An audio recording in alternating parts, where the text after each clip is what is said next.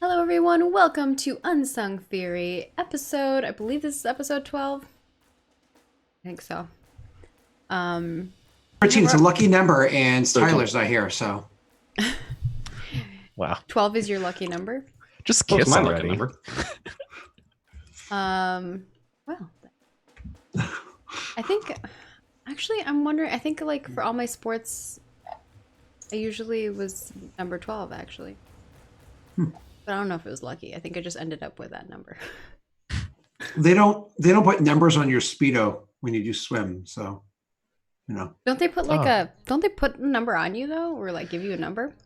Should make you go Tattooed. Yeah. I actually have a tramp They stamp. of tattoo mine. it. They tattoo it as a tramp stamp. Oh my god, can you imagine? But welcome. We hope that you enjoy today's episode. It's going to be missing a Tournay, but we'll make it work. Luckily, he's not the only one that looks like he's gotten sold to a crew. I think I'm a little sad though that we don't get to see your guys' like interaction with each other. Yeah, the bromance. Yeah, it's okay. Yeah. Oh, it's episode 13? 13. Okay, cool. Thanks. I'm like, Yeah. I don't know what episode Thought it is. so. I got off work, made dinner, and I'm here.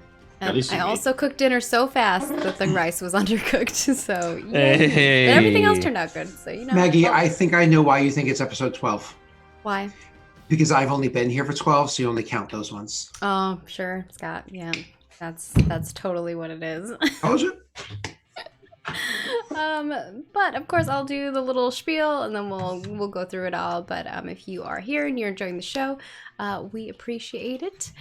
You can support the show by subscribing to the Twitch channel, twitch.tv/MargaretCronePlays if you're perhaps watching this on YouTube, or twitch.tv/MargaretCrone is the channel. And you can subscribe to here. We've got a whole slew of new emotes, and we'll have some more emotes coming for the spring, so stay tuned for those. We always swap them for the season. And of course, all of the subscription money goes to helping me pay for the cast, as I do pay them to be here. We hope that you enjoy it. And if you are feeling super generous, you can go ahead and donate as well. And then if you don't have a way to support us in a monetary means, that's just fine. You can come here and just hang out and watch. And of course, subscribe to the channel on YouTube. It's free. Follow us on social media. We all have our social media handles underneath our things here. Every little bit helps. Support all of us. And of course, I always let you guys know whenever we're going live on all of the social media as well. So that's a handy dandy tool just for that case. But without further ado, we're going to go around and let everyone introduce themselves and what their character is, and we'll get the show on the road. So we're actually going to go the other way around. Gildo, Eric, tell us who you Oh my are God. and who you're playing today. Oh my god, I'm starting. I Hey know. everybody. Yeah, thanks. Hi, I'm Eric Vulgaris everywhere, and I play Gildo Stern. Gildo Stern is a Imperial guard, just tried and true. He's from the plane. I said the element, the plane of Catachan, the planet Catachan. So he is. Is it it is Catachan, and you're Catachan, right, Frank? Right. It is the same. It's the same thing. I'm basically fresh out of Rambo. That's or Predator, and that's the way I love it. The thing you need to know about me is that I use a knife, and no matter what the situation is, I will try to rely on my knife as much as A possible. knife, Yes, aka just a knife. a sword. Yeah. So the Catachans are known for having these giant knives that are basically, like a messer or something like that. Some big old sword, and I love it. I love it so much.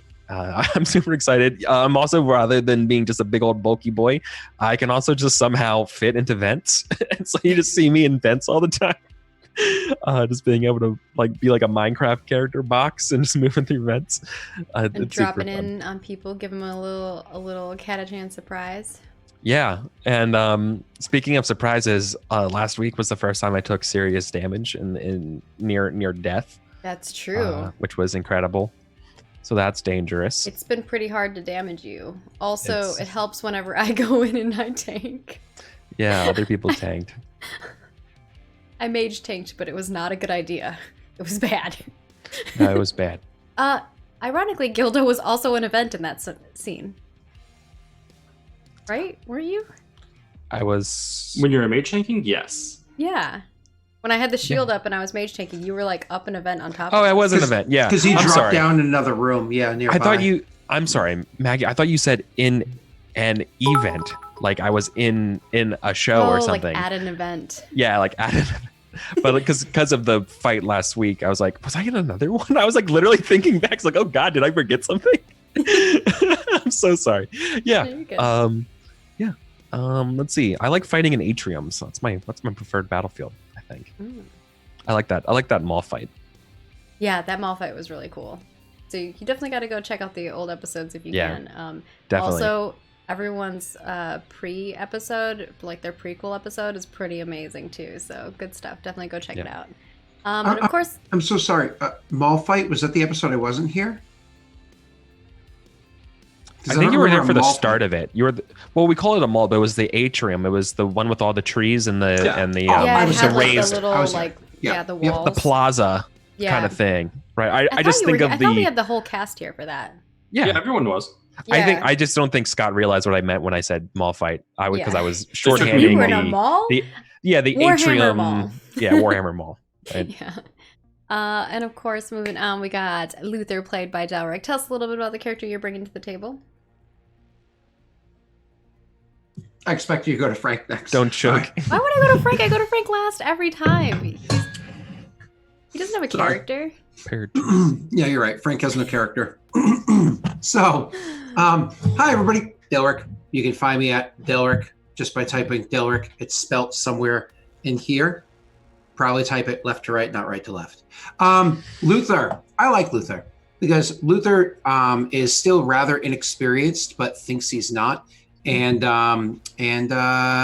he tries to be logical, but because of his inexperience, isn't always the most logical.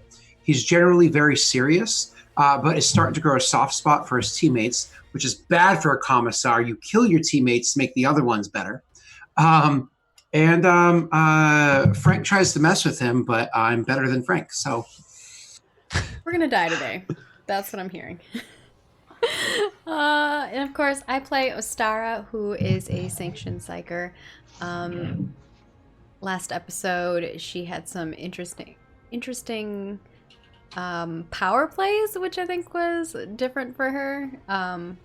She now has two bros that she has saved from this other person by making them join her. I don't know. It's weird. Maggie, we're missing the most important thing that happened last episode. What? They're slaves. Yeah, they're slaves. But we helped them get bought by a different person than they were originally going to be purchased by, which was a bad person, from what we could tell. So we'll see how it goes. That's for sure.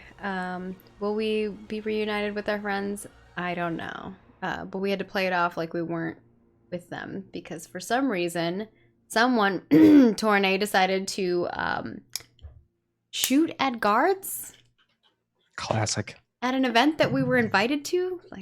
Yep, you can never expect or predict what Bayshore is going to do next. You know what I mean? Like Ophios can kind of go off the handle, so we gotta just keep a close eye on Tornay. Right. So I will toss it over to Frank. Take it away.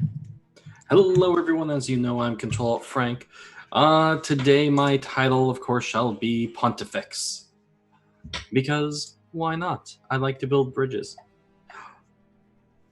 Last week, we had a interesting kind of dual episode going on between both Gildo and Tirane fighting in a fighting pit, and the two others watching and making bets and shockingly winning and becoming fairly wealthy off of it.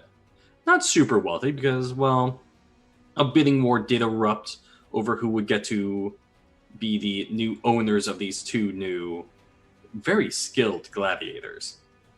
And unfortunately, Luther did have to put in quite a bit of his winnings to outdo a, well, we can just call him a tycoon for now, because that's the best word for him.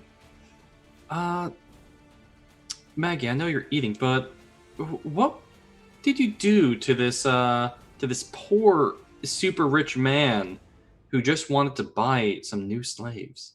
I didn't really do anything to him. I just grabbed his arm. Yeah, and what else? I intimidated him. Well, you did steal 2 of his. Oh yeah, I mentioned that They already. weren't really slaves. Oh, I know. But their names, of course, are Well, Crystal he was just and gonna kill him, so. Calrion. Which, by the way, the reason I could not pronounce it is because I have it spelled super weird. Oops, that's the tweet. Yeah, That's I not what have I copy-paste. Cristal and Carliente, is what you were Rock- calling them. Rocky says, "Don't lose it, reuse it." Good job, Maggie. Good job, team. Yeah, that's how I spelled his name, by the way. Which is why I was like, Carliente? Why would you spell it like that? because I hate Okay. myself. That is not how I spelled it, but it's okay. We're just gonna call him Carl. Yeah, that's a Carl. We're just gonna call him Carl, and the other one's gonna be Chris. Chris and Carl. Yes. Now, these 2 people are actually relatively loyal to you at the moment. We're going to start off with a super quick check just to see how loyal they are to you, or if they'll simply leave as soon as they get the first opportunity. This is just going to be base leadership role. Unless you can come up with another skill that you might be able to use in its place. Psychic mastery. Psychic No. mastery. Psychic No. mastery. Psychic mastery. You're not going to brainwash them. Intimidate. Well, can I use my fortune to give myself a Yes. possible 1 extra dice? And it's not so much that if you roll low on this, they're going to abandon you right away. It's more of they will. Can I intimidate them? You can totally intimidate them and be like, yo, you belong to me now. And you can be super mean. But it's all up to you. Well, not super mean. It's more like she scares them so much that they're like, she's crazy. Because she is. I mean, true.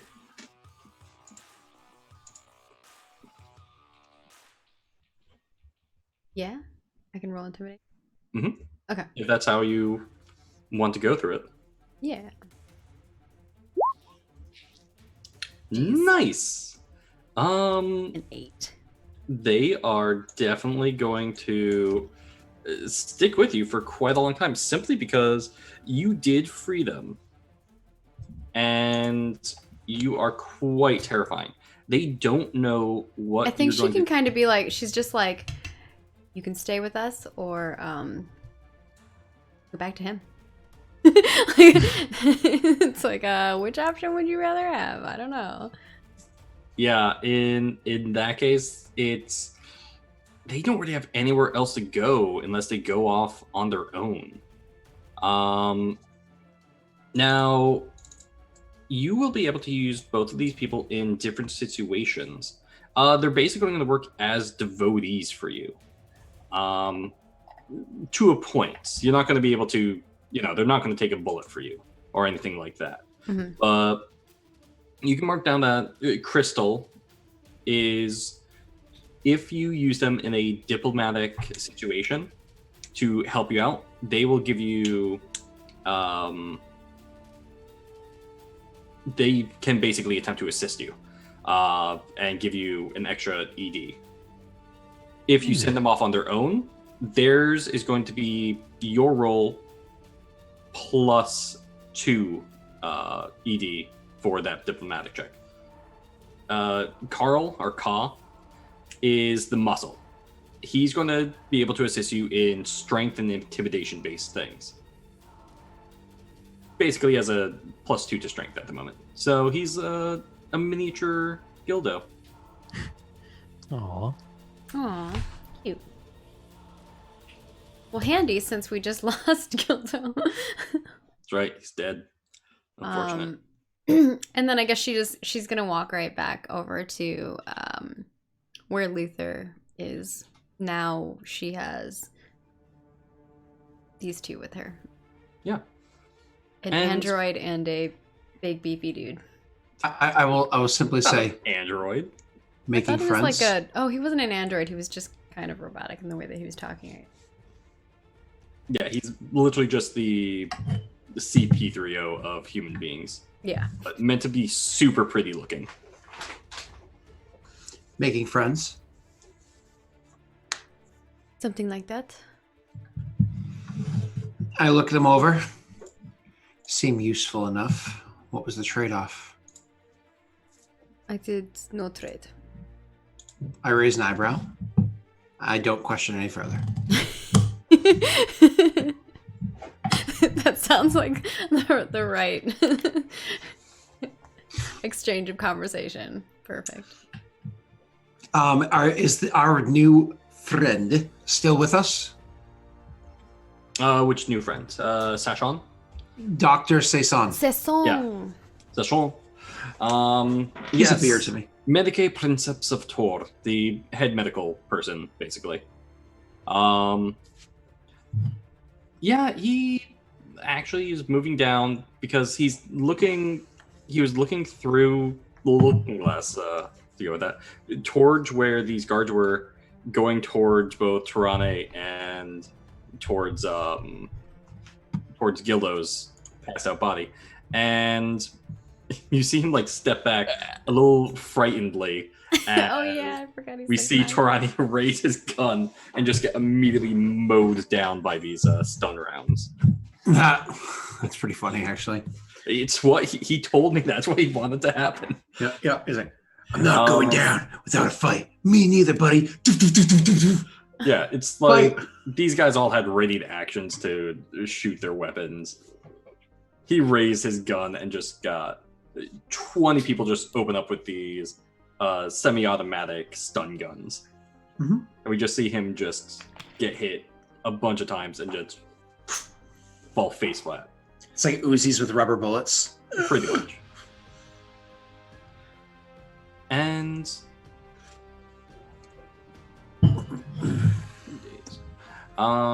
Eric, I just sent you a message. Now, My best friend. Hopefully your mic works. It's getting by. now, it's been actually a couple days since the events have happened. You all made it back to, well, two of you made it back to your personal villa within this Imperial Palace, way up in the skies. There's not too thin, luckily. But what have you guys been doing? For both Luther and... So our walk would probably be relatively Sorry, silent, right. as the two of us couldn't really talk about our companions in front of our new companions. So all I would simply say to her is, by the way, those assets were secured by our new friend. You know, just kind of like making sure that, because she wasn't standing over there, making sure she knows that Saison did win the bid. She nods and she says, she's like, I made sure of it. I once again raise an eyebrow, but don't question any further. And we probably wouldn't say anything else until we get back there, because we don't want to give out any information to these NPCs. Yeah, I think we'll stop at my room, because I think I had a different room, right? Are you inviting me in A guest room. for a nightcap? And she'll kind of look at the other two and she says, you may stay here for now, if you wish. That's you, Frank. No, I know, I was thinking. Shashon... Oh, are you talking to Shashon or the two other people? The two other people. Oh, did he come with us too? Sasong's with us? No, I was asking if you Oh, guys okay. invited him. That would have been very odd, because he would have definitely said no. I was talking to Carl and Crystal. Carl. Carl. Yeah, so they both kind of turn to each other and kind of look around almost hesitantly as you invite them in. And they nod, say, we have nowhere else to go. It would be delightful to stay with you, mistress. Do not call me that. Ostara is fine. Yes, madam. I point to like one of the servitudes or whatever that are around, and I'm like, if there is something that you need, they will help you. Yes, madam. And Carl, during this entire exchange, is being silent, letting Crystal take the lead in the conversation. And as they go in, she just kind of like turns to them and says, "You do not have to stay here if you do not wish to, but I promise you that if you stay, we will do our best to protect you. That is what we do for our friends." Yes, madam. We have nowhere else to go at the moment. It's very kind of you to shelter us instead of simply sending us somewhere else. And I look to Luther. Not too late. She kind of cocks her head when he says that. He's always mean and intimidating. I then look back to her and say, I haven't fully assumed my position under the current commissar. As soon as I get there, I'm sure I could find use for these two. She nods, and she looks at the other two and says, "And if you would like to take Commissar Luther's offer, you're welcome." I hope you're not expecting a free ride. And you can see both of them kind of stand up a little straighter, to the point where Crystal begins to list off their qualifications. Listing their education, their various tasks and jobs, from being a orator, a playwright, and he looks you up and down real quick and mentions bed warmer.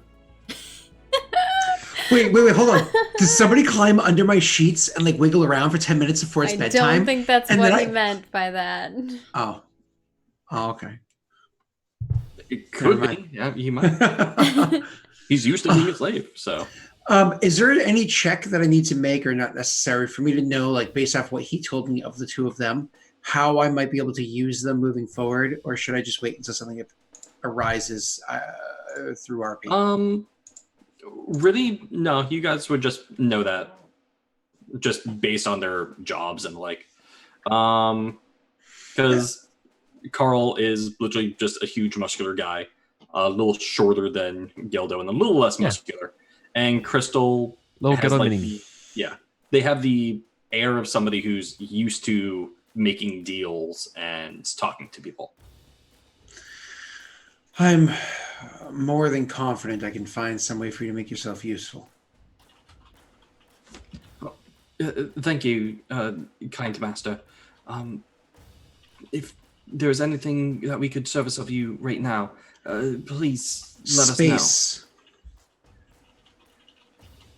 And they both look at each other kind of quizzically, because they were more expecting to get right to work, that they're going to be forced to do stuff. And they kind of both bow their heads, Chris a little deeper than Carl. And Carl kind of just about his face and walks away in almost a mechanical fashion of just simple practice, while Crystal bows, arms out, their diamonds embedded in their skin glistening, as they slowly back out the room, one step behind the other. We're not going to be in the room. We're leaving the room. No, they were leaving the room too. Oh. Because he said space, which is go away. Because Maggie, your room is the one that we checked to make sure there's no cameras or anything, right? I thought it was the room that you were in. That's the room that we were in, and we found the note. Frank, could you remind us which room we investigated for? You investigated the head Inquisitor's room and found a note there. Oh, I thought we were investigating one of our bedrooms that we knew we weren't being watched. Yeah, you guys have your own separate villa. I believe you did attempt to investigate it, and I think we rolled poorly, but I think we tried. Yeah, you guys didn't find anything out of the ordinary. You can attempt to look again. It's Basically, what I was doing was offering them a room to hang out in while we were in a different room. Yeah. That was the goal. Yeah. Oh, they're gonna find Yeah. guest rooms basically, or servant quarters that are not in use. Cool. So you Awesome. guys can house them, and basically the allowance you make as a junior commissar here will allow you to pay for them, basically. Mm-hmm. They're not mine. They're her problem. I'm just saying I could find some use for them while they're around. So now that they're gone, Maggie, I don't know if you want to start or... No, you can go ahead. Sure. I'll turn to her and say, obviously this is an unfortunate turn of events. Is there some way that we can turn it to our favor? Well, the song seemed like would be willing to talk. Perhaps we can buy our friends back. He's incredibly friendly. I don't trust him. We can steal them back. Aren't you a commissar now? Perhaps you can sway him. Still junior commissar until such a time that the acting commissar is deemed no longer fit for service, which would be his decision. So I to look at some him degree. and I'm like, Yeah. I do not think he's fit for service. It's not our decision. It'd be Cesar's. I do not think the current commissar would know if he was or not. He is not in the right state of mind. I speak no ill will of them, just it seems he is not well. I have no disagreement with you, but it's not our decision to make that call. That comes from other positions, and we will have to, of course, follow procedure as always, if nudging it along the way. The two of them are separated from us and currently inside what could theoretically be the home of an enemy or of an ally. I don't want us to play our cards too soon. How do we get a message to them? How do we communicate? We can't communicate with them through our Vox comms, right? You can attempt to. You can attempt to, but I guess you wouldn't know that they're listening in on them. Oh, we would assume that there's Yeah. listening to some degree, but to what you discovered, we wouldn't know. Yeah. Is there any other way that we could communicate with them? I don't think so, right? And I don't have like a psychic way. I mean, I have a thought, but I was just seeing if you knew anything. If you have a thought. I think that what Ostara would just say is, well, we could communicate with them, but then that would let people know it is us. I'll nod, kind of like agreeing, allowing some silence to settle in while I'm pondering and say, it seems as though our friend is going to be getting a visit from us sometime in the near future. Perhaps while one of us is keeping him entertained and distracted, the other can allow our companions to know that they are currently in safe hands and perhaps give them some sort of understanding or instruction. I nod. We don't need them disrupting things, at least too soon.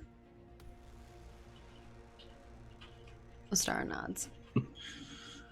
They do tend to destroy things a lot. I think perhaps it's a little inappropriate for me to speak too openly about whether or not the position of my superior should be taken from them. Perhaps when we make a meeting with him, a day or two's time from now, you should head up that conversation while I find a restroom or I'm taking a tour of his abode, and we can see things through that way. Perhaps. Not everyone wants to listen to me. He seemed to be friendly to both of us. I think even if not respecting the position, you as a person, he would be willing to speak to. And what of the governess?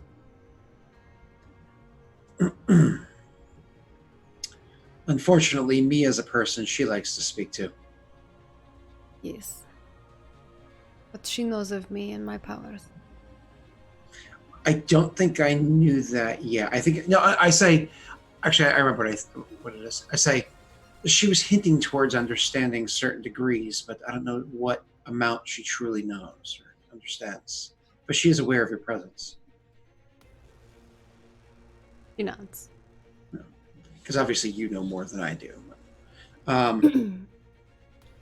I say, we'll have to deal with her, but I think in due time. First things first, I still need to go settle into my position. Let's allow a day or two to pass. We'll meet with Seisan.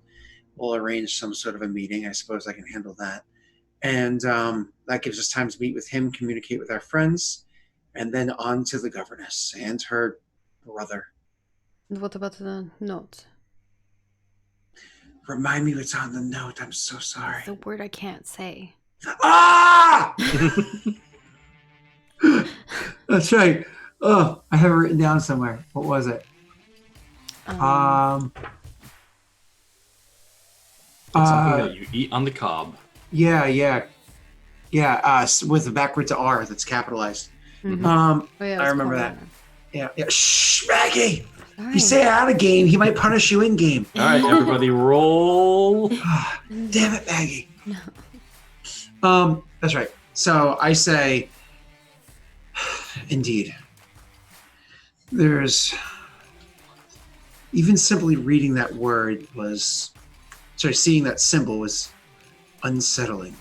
We're going to have to do some degree of research, but as much as I don't want things to linger for too long, I still think it's important that I settle into my position.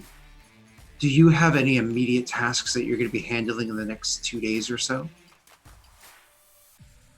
For you, it may have been unsettling, but for me, it was beyond that. There is something here.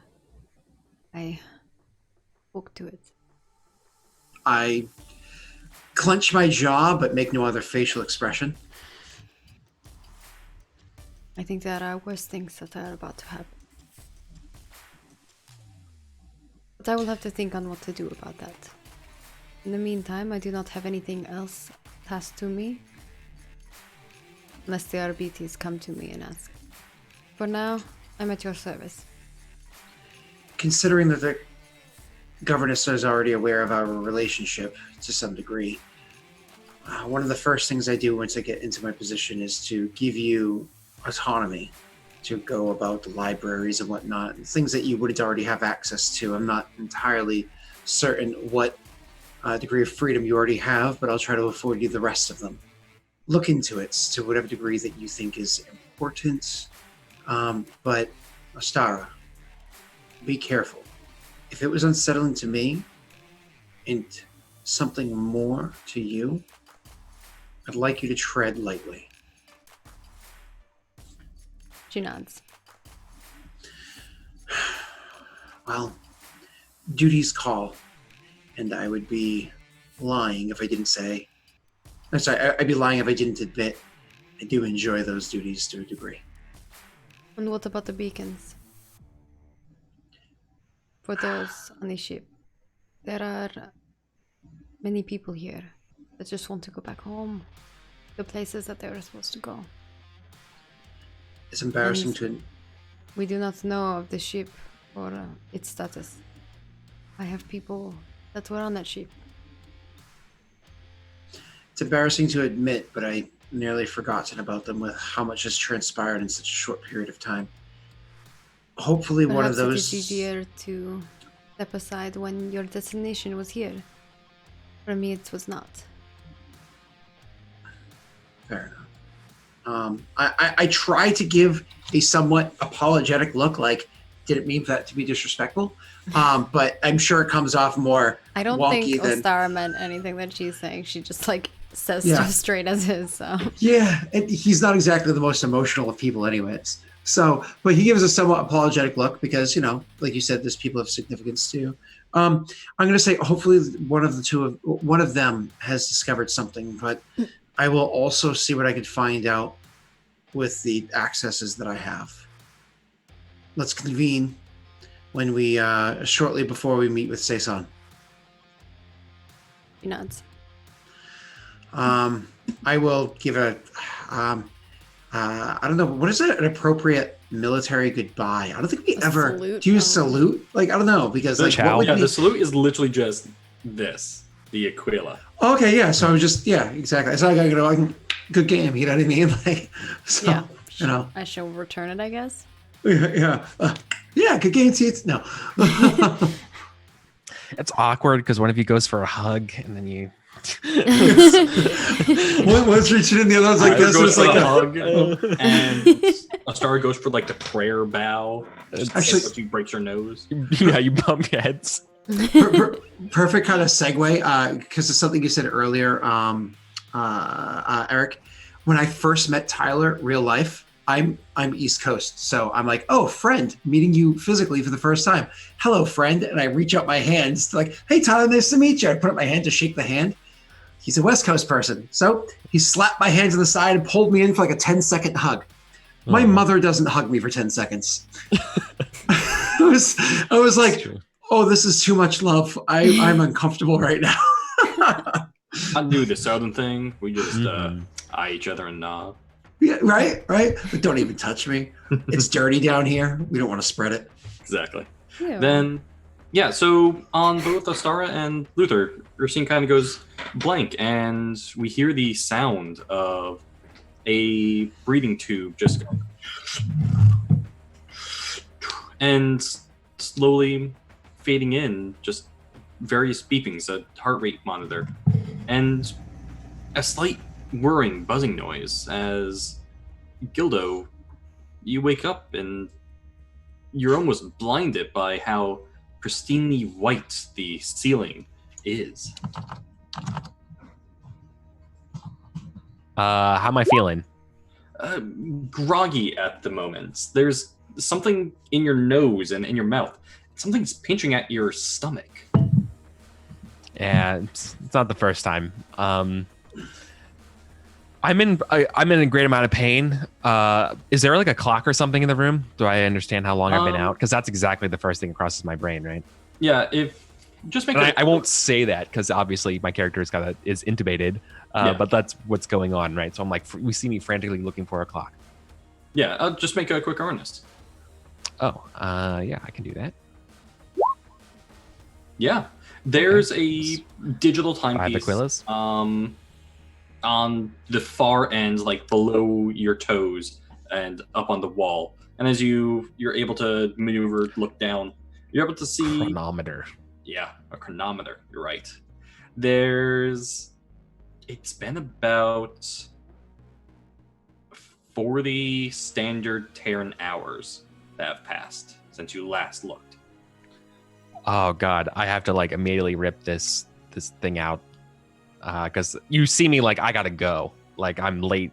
Like you just woke up and you realize that you have plans in like 5 minutes, or like you have to get to school. Like one of those kind of panicking, like, like and then like I keel over because I'm like hurt.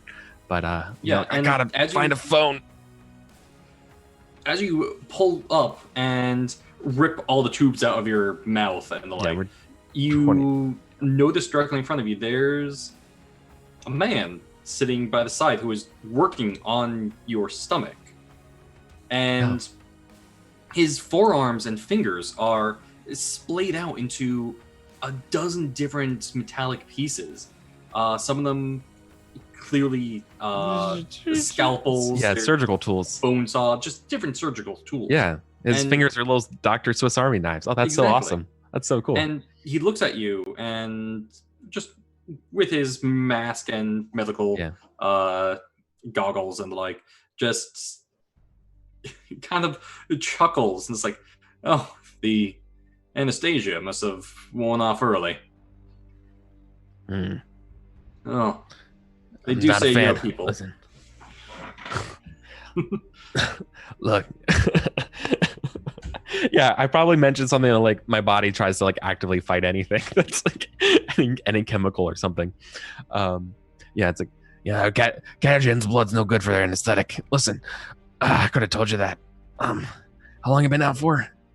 About 39 to 40 hours to my best estimate. And you see only one of his hands like turn slowly back in with lots of just clicking and a hiss noise as Yeah. it like locks in place, and he flexes his fingers. Listen, you wouldn't happen to have a secure line here somewhere? I need to get.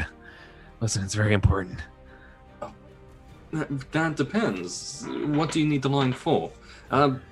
If you don't already know, which I doubt you do, you've been unconscious for quite a while. I am Dottore Medige Session. All right, Session. Listen, I'm Gildo Stern, and the last thing I remember was me being apparently sold as a pit fighter, which is fine. Whatever, it doesn't matter in this shit world. I just need to get to a phone. I can definitely lend you my personal Vox caster. Yours was unfortunately damaged, though. I'm having someone repair it at the moment. And he pulls out. You would consider this almost archaic. It looks like a modern smartphone, which is, that's low tech stuff right there. Yeah. And he offers it towards you, which obviously does not work for what I need to do. It's like I just like kind of bad. I'm like, no, I need to make a different kind of call. Listen, I need to get up. I'm going to do this. I wouldn't suggest standing just yet.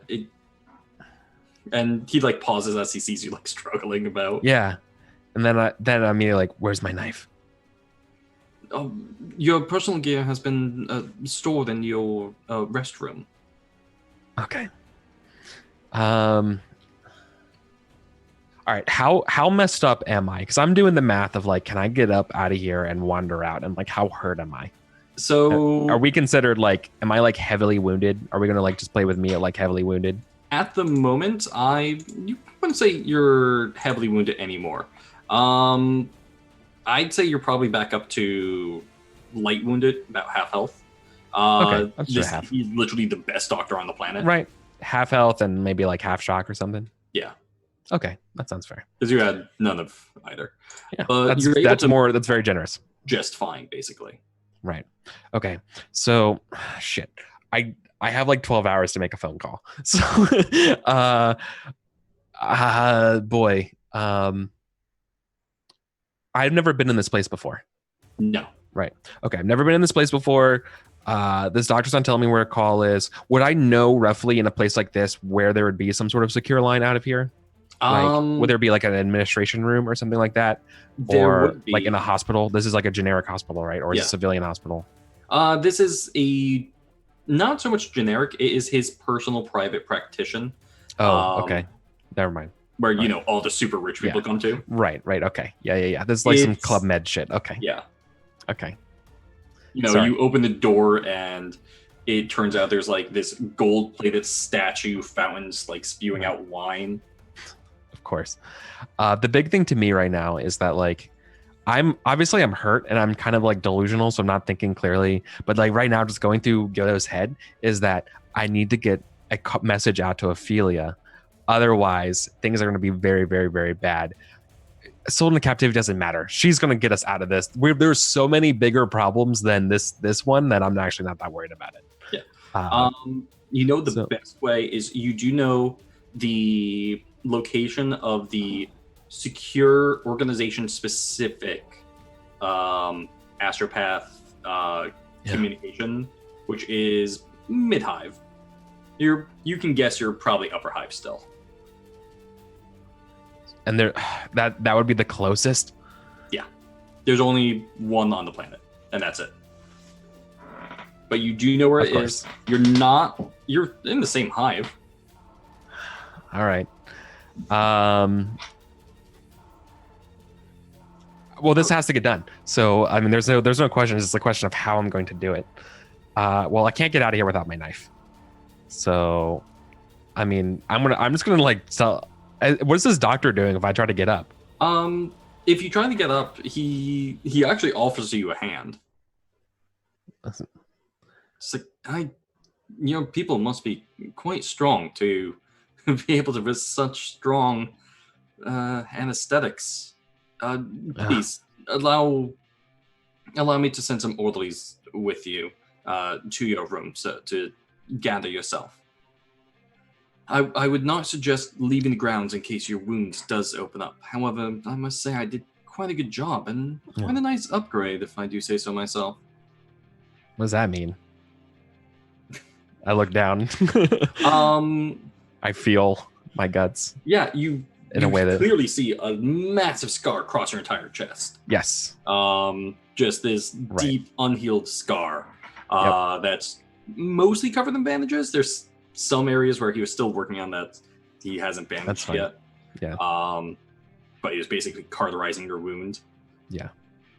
But he nods and as you're looking towards your chest and stomach. Unfortunately, you did have toxic damage. I did have to replace your lungs. And unfortunately, well, I guess fortunately, the rest of your organs were already biometrics and not not real. I've replaced those with, well, I can't much say that they're as good, but they're the best I can offer. That's fine. Vakron is fine for me. I make do. That's what we do. It's Chan. Listen, I don't need your orderlies. I'll be fine. And I just kind of hobble over and I stumble and I catch myself on the wall. I say, fine. I'm fine. And I'm going to go back to my room and I'm gonna get my stuff. And I'm just in my hazy kind of mindset right now. I'm just I gotta get to that phone. Oh, it's in the mid-hive. Oh, God. Now, somebody does... Emperor. Whether you even realize it or not, as you're walking around, someone is, guiding you there as you're kind of in delirium. Yeah. And, their voices are all coming it's underwater. You just can barely hear them. You acknowledge their presence. Slight retcon. I'm sorry. I would have to ask about Torine. He would literally just, as you're stumbling out of the room, he would open the door next to yours, and we would just see Tirani just rigor mortis, just froze. Yeah. Oh yeah, classic stun victim. I can't leave you, buddy. All right, how am I gonna do this? And maybe I wouldn't suggest moving him. He's currently in. He unfortunately raised his weapon and. We're making sure he doesn't overdose at the moment. Yeah, I get it. I get it. I get it, Doc. That's great. Listen, Frank, player to GM, how dangerous would it be for me to get a message to coach somebody to give this message for me on my behalf vis-a-vis very one of my trusted teammates? Oh, one of your trusted teammates? Yeah. They would definitely be questioned. Well, of course they would.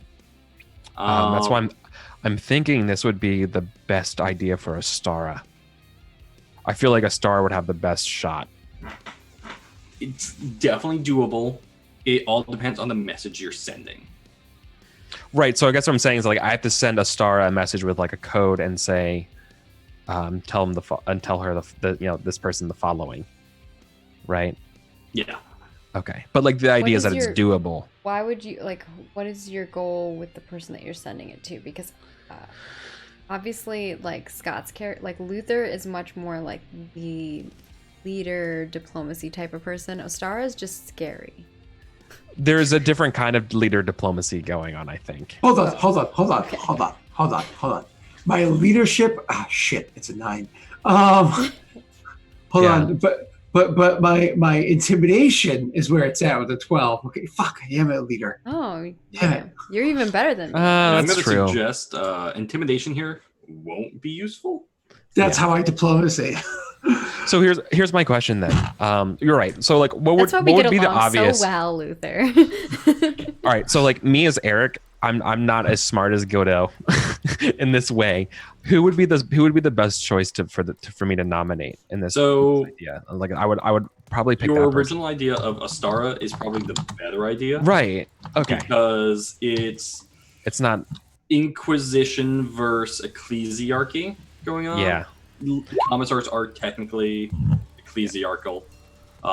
Versus. Okay.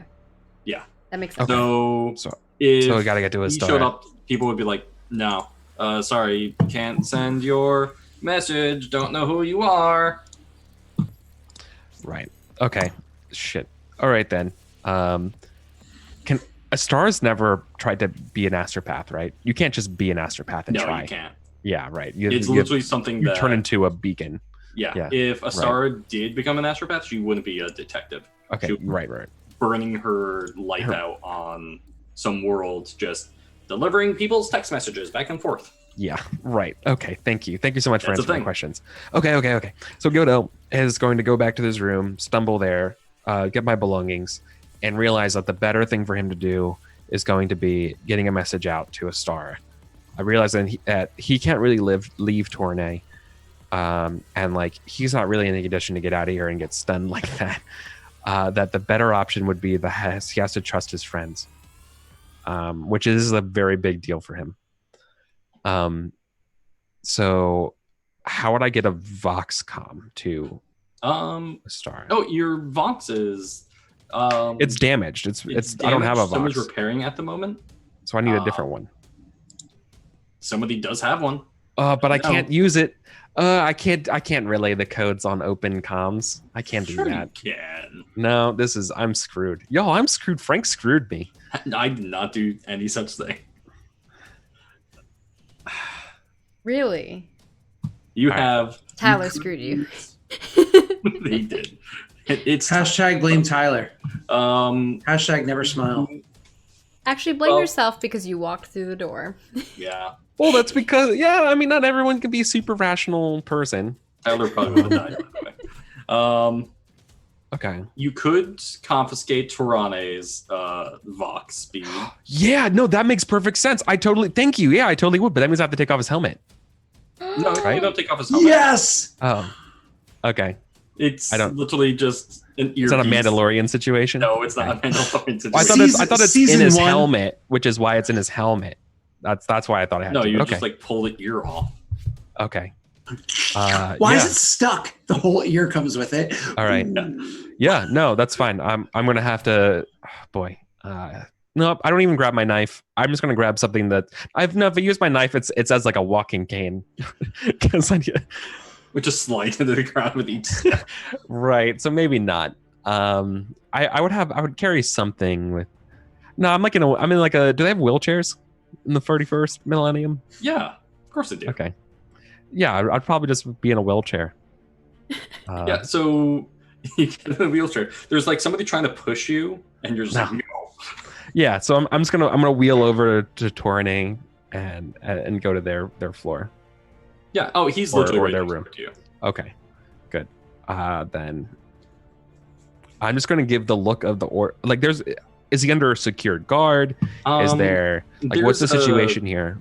What am I? Yeah. Oh yeah, go on. I was like, what am I in danger of that would prevent me from just going to grab Tournai's Vox piece and using it besides the trusted situation? Honestly, there's nothing really blocking you. As you enter the room and wheel yourself in, you see that there's an orderly / nurse there, kind of just not so much looking at him, but looking at a couple screens. You see that there's like underneath his armor, a couple wires like stuck to him. Yeah.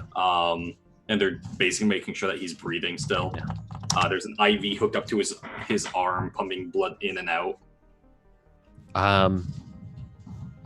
Boy, can I knock out this orderly and make it look like an accident, like I fell on him or something? Sure. I would love to just accidentally knock them out rather than get them out of here. This is way easier to fix. Yeah, they're not paying attention, so you can. Right, cool. Then bunk on top of the head kind of situation. Yeah, so you just walk up behind this poor person who's making sure your friend doesn't overdose. Yeah. Just like, poof. Yep. Yeah, they just bonk down. They're like an intern, basically. Oh, I'm so clumsy on these drugs. And I go over to I go to Tournai, and I try to like rustle him, but obviously he's not going to really respond with the drugs and stuff. So I'm going to take his Vox.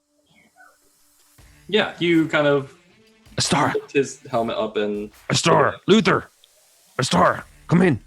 Yeah, and both of you get a relatively clear message. Gildo? listen, there's not enough time. Torna and I are safe, but listen, I need Astar, I need you to get, and you have to do something very, very, very important for me. Do you understand? What is it? You have to get to the mid-hive and a secure relay comms. You need to, I'm going to give you a code, and you're going to have to talk to somebody. They're very important, and they have to know. They're going to ask you if you can be trusted, and tell them I sent them, and just tell them about our team, and tell them that this place is fucked. For the record, I don't respond. She's right. Tell her that she's right, and that we're gonna need to get out of here, and then maybe ask about the Wanderwolf. That's it. I don't respond. I listen to the message, memorize the parts I can, write down the parts that I can't. But I just listen. I don't respond. Good. So you can keep going. That's the most important thing. Just type in the code. It's for someone very important, more important than anyone here. Listen, they're gonna be the ones who get us off this planet. And then I have to ask Luther to be Luther. I know you're listening. All right, well, Star, if Luther's listening, tell him he needs to formulate a way to get us out of here. Dorne's unconscious. I'm not doing great. We're working on it. Okay. All right, I'm gonna go lay down. I'm not feeling great, but please, that message is the most important thing you can ever do. I can't do it from here. All right, and I send the code. I say the code out loud and give them the code. 8675309. 1-800 calls cards for kids. That was the code. What? I mean technically the most secure thing would be to call me back when you get to the line, but there's no time for that. So I have to trust you that you're going to do this for me. Yeah. I don't think I can do it from here. Yeah. So I'm telling you to call this stranger that you don't understand with a code that you don't understand, but I'm telling you this person's the most important person that you've heard. Can I insight check this, or what would this be? You totally can. Yeah. Because obviously I don't know Gildo really well at all. Oh, yes. I'm just saying, if Luther said it, she would have questioned. Man. No. Yeah, for that I'll let Eric decide if that's enough. No, definitely not. It's the I mean, for you as a player, it's like the Imperial G-Men, right? It's some X-File shit. And so I don't think so. You don't think I trust you? No, I don't think you would know the Inquisition. Like, I don't think you would have insight to them. So unless you can think of a reason from your backstory, something like that, for that kind of like connection, I don't think a 3 is going to be enough. Gotcha. But I do say that, like, tell him about a Xenos. Tell him we wouldn't know it as a Ravener. We would just know it as you would. I would. Okay. You would. You knew exactly what this was. Say the words. Say Ravener. Is there any chance I would know what that was? A skill check I can make, because I haven't heard this yet. Yes, in your case, make a scholar check. This is something you have not encountered, but may have studied. I'm going to spend a wrath to. Oh, I already pulled it away because I was playing with shapes over there. I'm going to spend a wrath to reroll if I fail. All right. Okay? Nice. Because I don't have a high scholar. Going to be difficulty. I don't need books. 4 to no. Nope. Okay. Nope. Nope. Got nothing. Oh, damn. Ouch. It's psychic stuff. Yeah. Yeah. My unfortunately, my scholar is not very high because I haven't spent skill points. I could potentially roll a 4. Right. You could. I've literally just been looking for the PDF so I can find out how to spend my skill points. To roll a 4, though. Well, that's up to you. Well, obviously, yeah.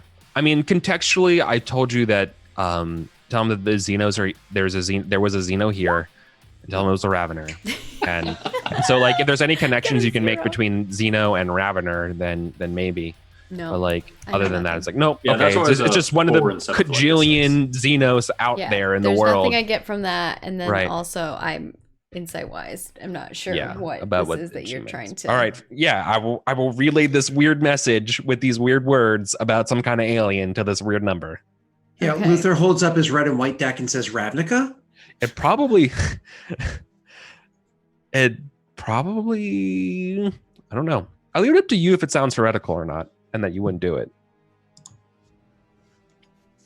Okay. Because what I'm Well, saying is pretty dang heretical in a What way. you said was that this planet is fucked, which Well, Ostar agrees with for You other asked who the- reasons.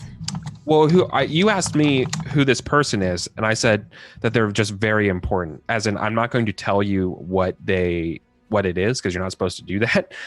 So I'm prohibited from telling people. So all I can say is that these are the most important people we'll ever meet, and they're the ones that are going to get us off the ship, or get us a ship, and get us off this planet. Okay. All right. She's maybe I would say something like she's the one who. However, I wouldn't say she's the one who saved me. It's like we have a past though. We have a history. Okay. This is the most important thing you'll ever do. I can't thank you enough. You're going to save us. Listen, you have 12 hours. Then like the like the orange 12 clock. I look at the time when he says I have 12 hours. I will also look at whatever watch. I don't know. I don't know if my character wears a watch. Chronometer. Are there watches in the future? Yeah, they're called chronos. Okay, Yeah. I wear so it's a chronograph watch. What brand is it? We talking like Lovato? We talking like what kind of brand is it?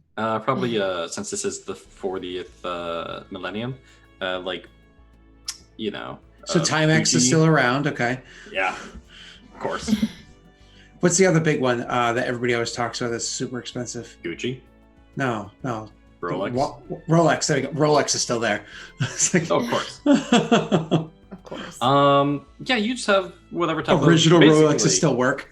Since you're a commissar, you would probably have a pocket watch. Ooh, like, literally- fancy. Literally just a munitions grade one meant where you time attacks and the like with. And it's like, we're launching this attack at 9 o'clock. Cool. I have this watch that will never break. Okay. Yeah, I look at the time just to be make sure like I know what the 12 hours would be from the time that I'm currently Yeah. he hangs up on me from. And then I guess I was going to head to the doctor's because I'm pretty actually harmed. No, 2 days have passed at this point. Oh, okay. What does that so give us? you are actually back up to full. Well, okay. Yeah. The only person not I fully had- healed is the person who was extremely injured. Okay, because I was 4 out of 7 wounds. Yeah. Okay. So I'm back Basically, up you're able to to 7. doctor yourself up or receive medical attention. Okay. In that time. Then I will head to I'll make my way probably actually to Luther. To be clear, because we're talking about wounds, technically I suffered 1 wound, but I just erased it because like 2 days passed. Yeah. I imagine. Okay. Cool. Yeah, you're fine. Wounds, basically, unless it's narrative effect, if you take a 6-hour break, I think they call it a respite, basically heals you back up to full. Oh yeah, you spent a wrath, right, Luther? I did just now, yeah. And failed. Yeah, I'll make my way to Luther then. He didn't say anything over the comms, so Correct. I could have done something like respond with like a static jump, but I imagine Vox comms are better than old school walkie-talkies. I will make my way to him then. Yeah. Yeah, you're both in the same building, I assume, unless you guys left each other. He went somewhere else. So remember, I was supposed to head back to start taking over my position, doing the things I need to do, settling in, and then start researching. And honestly, when you started RPing with Eric, I thought you said 39 to 40 hours, and then did you say 3 to 4 hours? About 40 hours have passed. So Okay, so I've already gone back to my place because that was forever Yeah. ago. I've already gone back to my place. A day has passed. We're in another day. Yeah. You know So what I mean? I'm going to Yeah. wherever you are. What I don't know So what you're. I'd be in my office completely like just taking over, sitting, doing that whole situation. Yeah, I doing would all the paperwork. by this time I would have wanted to send like a poke to Saison to be like, hey buddy, we should probably get together and talk about some of the details that we had gone over beforehand, kind of a thing. Like hey friends, want to get beer? And then I also wanted to start looking into, like Maggie was saying, looking into, I don't know if I make a check or whatever it is, some degree of the, Maggie, help me, I have the black box thing. Corn? Oh. No, that's you. Shh, stop saying the name. Thing? The for the people that are around, like the people that collecting the signals, I can't remember what it's called. The beacons. Oh, The beacon! Beacons. Astropaths? Beacon. I was like, black box things. Oh, Yeah, beacons. beacon. Beacons. Oh, okay. yeah, the beacons. Oh, yeah. Well, Yeah, because I sorry. asked him about the beacons earlier. I just Yeah, didn't know what he was talking about now. I just so fine. beacon. Now, I literally just said it, so I should have Luther. remembered. there is an issue with what you are doing at the moment, and that is simple bureaucracy. You are currently taking your position. Since you arrived, and, they let you rest for about a day before bombarding you with paperwork. Yep, expected that. Yep, that's why I wanted to get Now- there ASAP. There is somebody there to help you with that. Yep. Their name is Crystal. Oh. Yep. You can roll a scholar with 2 ED. Love that erectile. Scholar with 2 ED. And this is literally just to decide A, how fast you can do it, B, can you kind of just put most of this off, and C, could you put this off onto making someone else do it for you? It's so funny. My scholar would be so much higher if I could find where I have that PDF on my computer so I could figure out how to spend my skill points. Oh, skills are expensive. Yeah. I know. I want to increase my intelligence by 1 and then some skills. All right, here we go. That's not too bad. Oof. That's with the 2 bonus dice. You see how many extra dice I rolled that time? Actually, it's not too bad. It's 3. It's not great. Yeah, it's tedious. It is just so much paperwork. Crystal is helping you, explaining some planetary shenanigans that only applies to this planet that you've never heard of. The signing of things is just taking longer. Actually reading the everything is just monotonous. So when I walk in, he's like in the middle of work stuff. Yeah, and there's like a line out the door of just aides and assistants and administrators and bureaucrats, all with just like sheets of paper that they're holding and folders and the like. A couple of them luckily have data slates, which makes life easier, but those are for the really big files, and they're all just waiting their turn. I just walk in front of all of them. Yeah, you just Absolutely. get looks and side-eyed. By She doesn't people. notice. She's actually humming a hymn, I think. She's humming a hymn while she's walking. Frank, I would say that unless he's doing whatever, Carl, I would have Carl being person making sure there's maintaining some degree of order or organization with that line if Okay. it doesn't already maintain itself, just because people get antsy, because you know how people get in the DMV. Yeah. So if anybody even gets uppity about Maggie, they obviously would handle that for them. But Maggie, when you walk in, honestly, I'm buried into bureaucracy. I'm completely in the weeds here. Despite that fact, I just have my typical stoic face. I do not look like I'm lost out at sea. I don't look aggravated. So I'm not scared of the paperwork for certain. And my willpower is high enough that I'm just like, Okay. I think she just walks in and she says, I'm going there. I'll look at you and say, because this message happened how long ago, Frank? Probably about an hour, and that's literally just the place you're in. Since you're right on the upper palace. So it took me a time while to travel. get to you. Yeah. Oh my god. So before I continue this conversation, sorry. Because we didn't know where we were when we heard the chat, is it possible that I could have dismissed who was ever in the room with me so I could have heard this quietly? Easily. Okay. Perfect. So That's then literally just a wave of your hand that people file out and then go wait their turn again. So when you come walking in, Maggie, do you wait until the next person in line, the person that's ahead of you, like leaves, or do you come in while I'm already in the middle of a meeting? I wait Just setting for the you stage to in my head, finish sorry. whatever you're doing, and then Perfect. Then when I go to talk to you, that's what I say to you. I don't Yeah, Perfect. literally- Okay, cool. Perfect. Yeah. It's literally someone just giving you the exact numbers of crops brought in by this small cluster of villages and how that is different from the past 2 decades and what the predicted outcome, and they expect it to be able to feed this much. Also, there's a farmer who suggests Frank, to be clear, your description just made me think of the YouTube video "If Google Was a Man." Oh no, exactly. So it's- I'm purposely being monotonous about yeah. it. Because Yeah. what I just did, this guy's 10 times more monotonous. Literally giving you each number, each village name, each village elder, each farmer. Cool. They left. So And then they leave. so Maggie, you During come that in. whole thing, I'm like, do I crush their face in? No, I'm just kidding. I also think, does she crush his face? So so you come in, you open up with I'm going there, correct? Yeah. I look at you and say, it is incredibly important that I accompany you. However, as you can see, tasks here have fallen behind. And much like my not responding to the communique, a degree of distance must be kept from the scenario. I'm sure there's more than one Luther on the planet, and them saying both of our names already will look bad.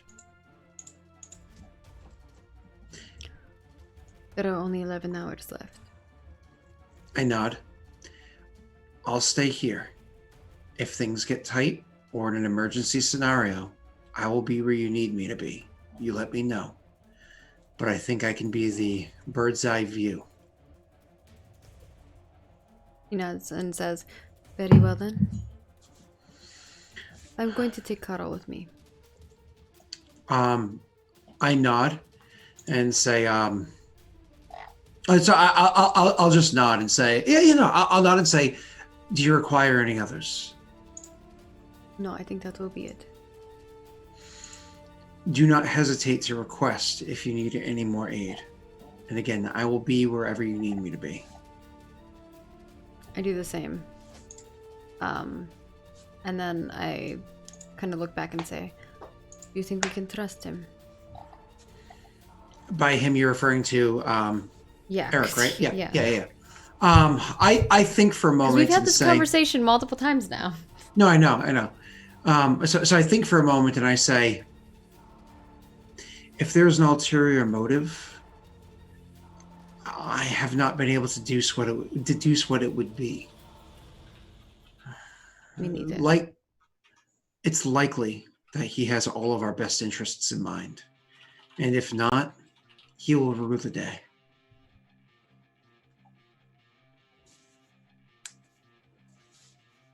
She nods and kind of says like the end of a prayer, and then does a slight bow and leaves. Okay.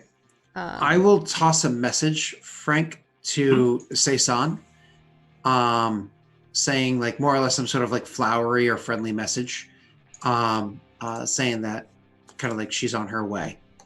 I don't know how you want me to write this. or if I'm it's- going to the hive.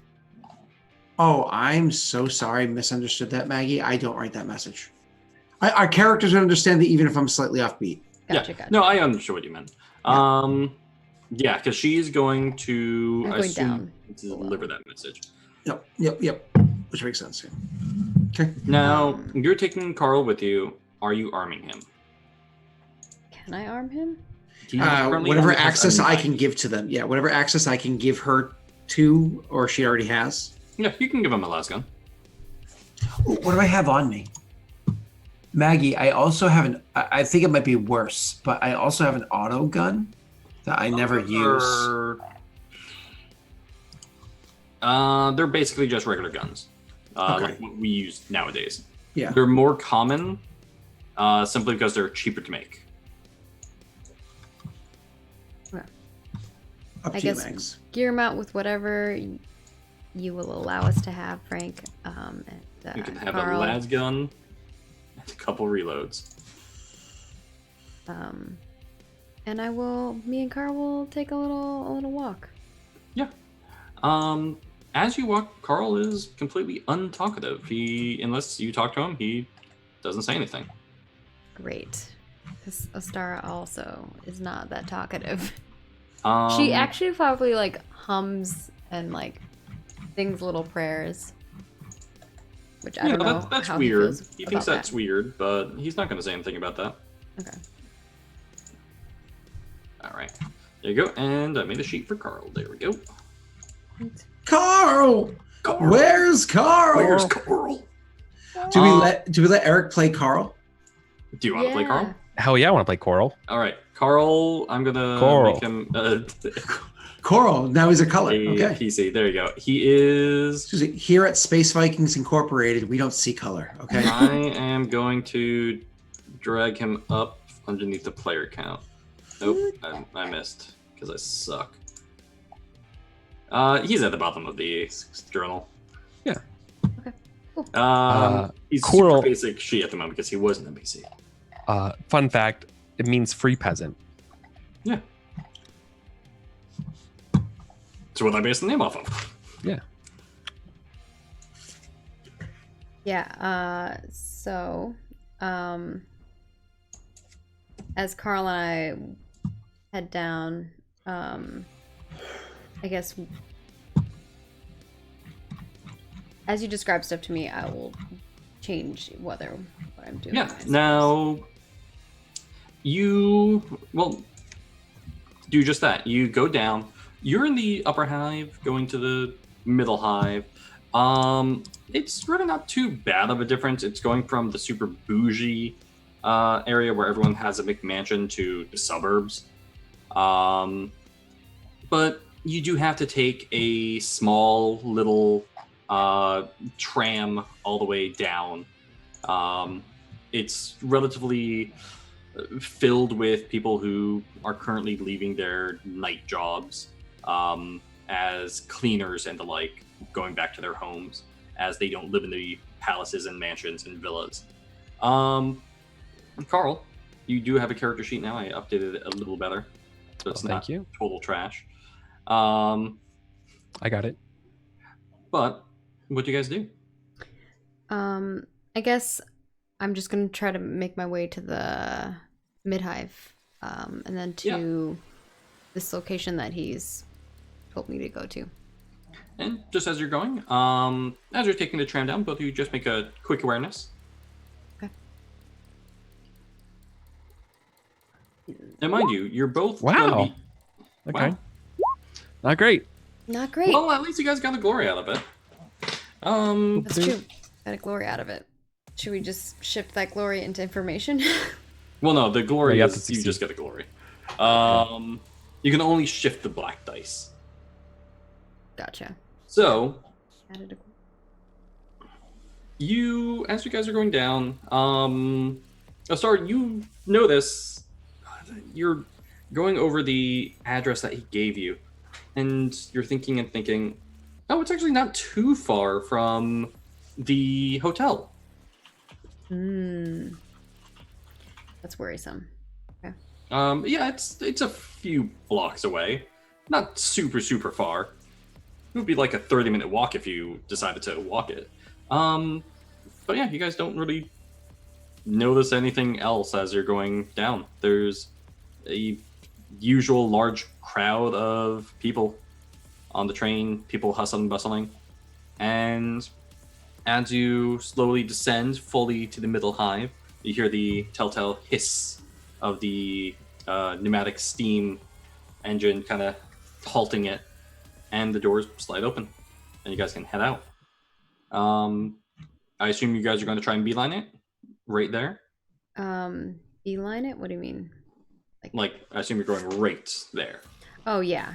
For the most part, unless I see something that's like suspicious or weird. I do tell. I kind of look at Carl and I say, "There may be trouble. I am not sure about the Yeah. destination we are going to. All I know is that there is a message I need to send." Asara, make a survivor roll. And I say to him, And this is "Whatever just to happens, see how fast you can go.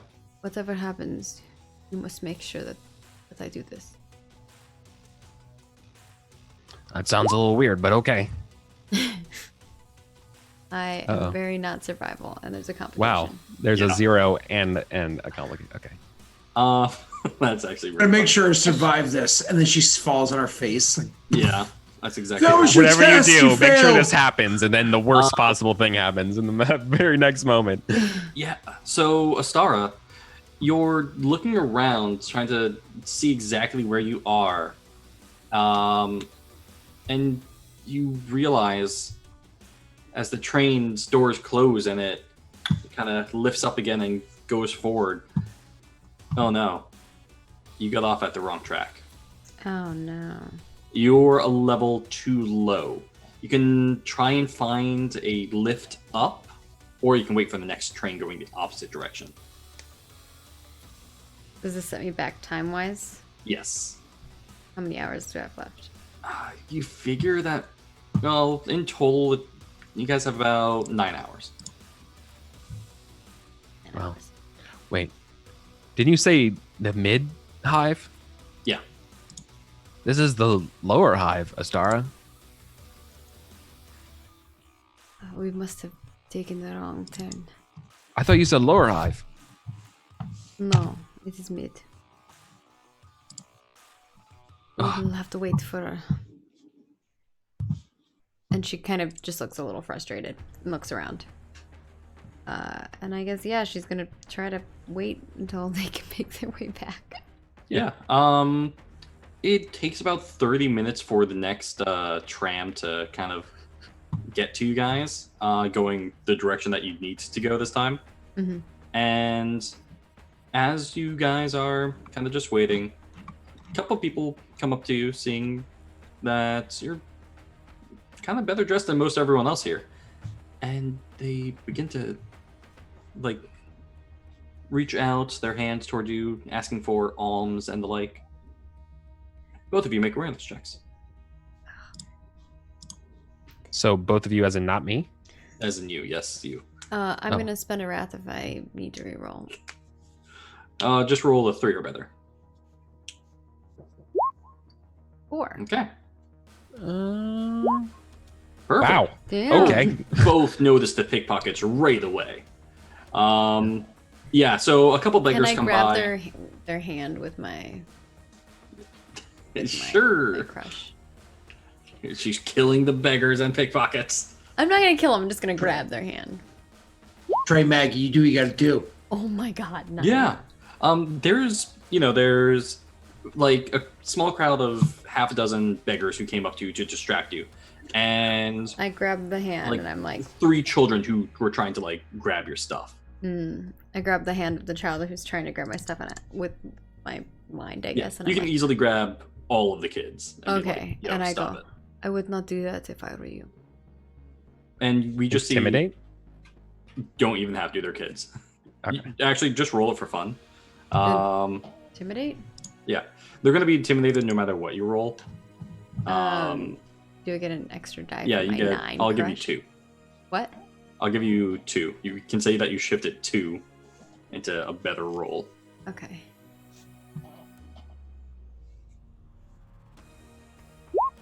Seven. Yeah, no, they are terrified. Like all 3 kids with their hands like stuck are like pulling back, screaming. The beggars all run away immediately as soon as this happens.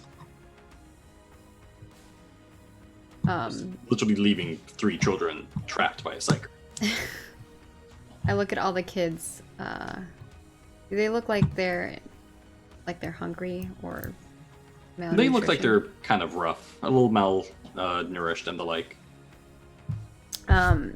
And she says, "It is better to ask first. You never know. Someone might be willing to help you." None of them respond to you. They're all still panicking. You can hear, or you can tell that they heard what you said. You're so creeped out. But they're just like, get away from us and let us go. She's gonna pull all of their hands closer so they're all like together. And you can tell like their heels are back. They're being pulled forward. And I put a coin in each of their hands. Okay. They, still terrified, are confused. They're confused or rough-eyed. And then I will look to them all, and I look at Carl, and I look back at them, and I'm like, "If you need someone else to take care of you, I'm here." And then she lets go of them. They look at you and immediately just They fall over. backwards. Yeah, And fucking Sonic. yeah, one of them rolls backwards, like another goes into like a bench and knocks it over, and they all just like scamper away and like getting up / running away. One of them like stumbles, and we see the train door just opening behind Astara after this, and this beautiful kind of light shining out behind you as we go to break. Oh, nice. I was like, So what good. beautiful light. I forgot right. about breaks. Isn't that funny? Right, I legit that's a forgot thing. that break was a thing. We will see you all after the break. Yeah, I kind of forgot about the break too. It gets tough when you get Thank into you for it. joining us. If you enjoy the show so far, give us a follow here on twitch.tv/MargaretCrown. If you're watching on YouTube, subscribe to the YouTube channel. Super duper appreciate it. And we will return shortly after a little break. Go check out If Google Was a Man. Amazing. I think it will.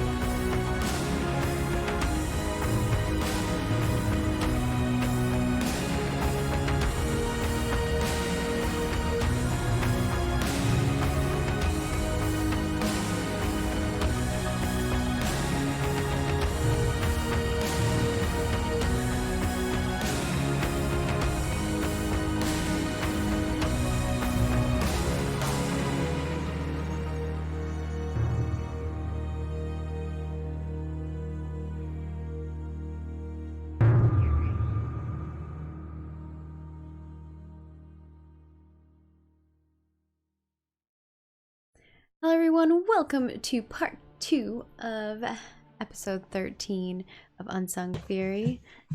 Take it away, Frank. All right. So you guys entered the tram once more.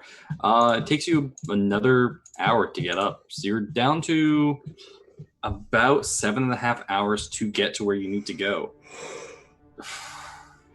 Carl, do you picture you might have some experience with the middle hive? No, I'm from the lower hive. Yeah, and you've unfortunately been serving as more or less a high-class bodyguard here. Yeah, so I'm totally out of my element. So, Star, you're still a little lost, because I know you have 0 in survival. Yeah. You should be able to navigate just well enough, but slowly. You can't, that's if you want to go by foot. You might be able to hail some public transportation as ground vehicles kind of zip by. Wait. Frank, I think I might know a little bit of this because there's only one of these things on the planet. And if I've ever had to ask a bodyguard of an escort to go here, I've been there before then, probably. You've probably never had to actually go there. You might know rumors about it, though. Right. You can make a roll to see if you know. Yeah, that would be like a lore, right? Yeah, this scholar. It's kind of like, yeah, actually, you don't know exactly where it is, but a little bit of a astropath myself. That's actually hilarious. You only have 3 dice or 2 dice to roll plus the wrath die. Like a perfect roll. And you rolled higher than Maggie with her. Yep, the best. Okay. Yeah. So. Yeah. So I randomly had to come here one time. Maybe you didn't even have to come here. You had to escort someone. They had to literally put something over your head. But you know about it. You know where it is. Okay. So I was wondering. So Carl can kind of guide the way then. Yeah, and it was a long, long time ago. But you'll be able to get there on foot quicker, just because every now and then you recognize landmarks. You do have the address. Once again, you can literally call a cab, basically. I don't know if you guys want to risk that, though. Probably not. Seemed like. Yeah, I would put it forward because. Yeah. Yeah, it seemed like I was told to. Yeah. Greet. So if you walk, it'll take about 2 hours to get there. If you take a cab, it'll take about 30 minutes. It's going to take 30 minutes to walk? No, 30 minutes for a cab. 2 hours to go by foot. Can we take a cab part of the way? Oh, totally. I kind of look to Carl and I say, perhaps we should get one of those. At least take us part of the way there. We can walk when we are 15 to 20 minutes there. Not sure about that. I'd much rather walk. I think I would actually rather take the cab. Well, or why don't we just take the cab the whole way? There are some things you must do discreetly. You know this. Then we were better off going by foot. What's the big rush? It's only 2 hours. There's still plenty of time to get the job done. If there are no other obstacles, then I will. I mean, what kind of obstacles could it be? This is the middle of the hive. She kind of looks at him and looks around. Does it look like there's nothing really? Just like suburbs. Yeah, just make a quick round. Let's see. Yeah. I will re-roll with Wrath if I fail. 6. Yeah. You pass with some glory. How unfortunate for me. How much glory? Yeah, not only that, you kind of recognize where you are. So you could probably actually cut down on the trip, make it an hour 30 instead of 2 hours. But you look down, it's not so much suburbs because the hive city is literally just city on city on city on city. It's one of the nicer areas of the middle hive. But there's something more important you notice. There's a couple people watching you. They look like they're dressed normally, but you can tell under their heavy coats, they're leaning a little too heavy on one side. You've seen this before in gangers who tried to hide weapons. And they've been subtly eyeing you. Where are they in relation to us? That depends on where you guys go, because they are following you. And you In the current, are they at our 6 o'clock then? Yeah, they're at your 6 o'clock. There's about 6 of them. Okay. I will. And they're keeping their distance at the moment, but they are definitely following you. I will discreetly say to Carl that, like, the 6 of them behind us who are following us. I see them. I know they're gangers, right? Yeah, they don't look like gangers. They don't show any signs. No tattoos, tats. no nothing. Yeah, no coordinated workers. No color coordinated outfits. Yeah. No bandanas. No bandanas, no nothing. No. No snapping of fingers. That's from the other side, from your left. Yeah.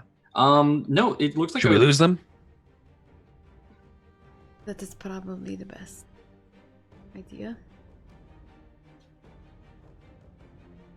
Okay. Where's Scott during this whole thing? Where is Luther?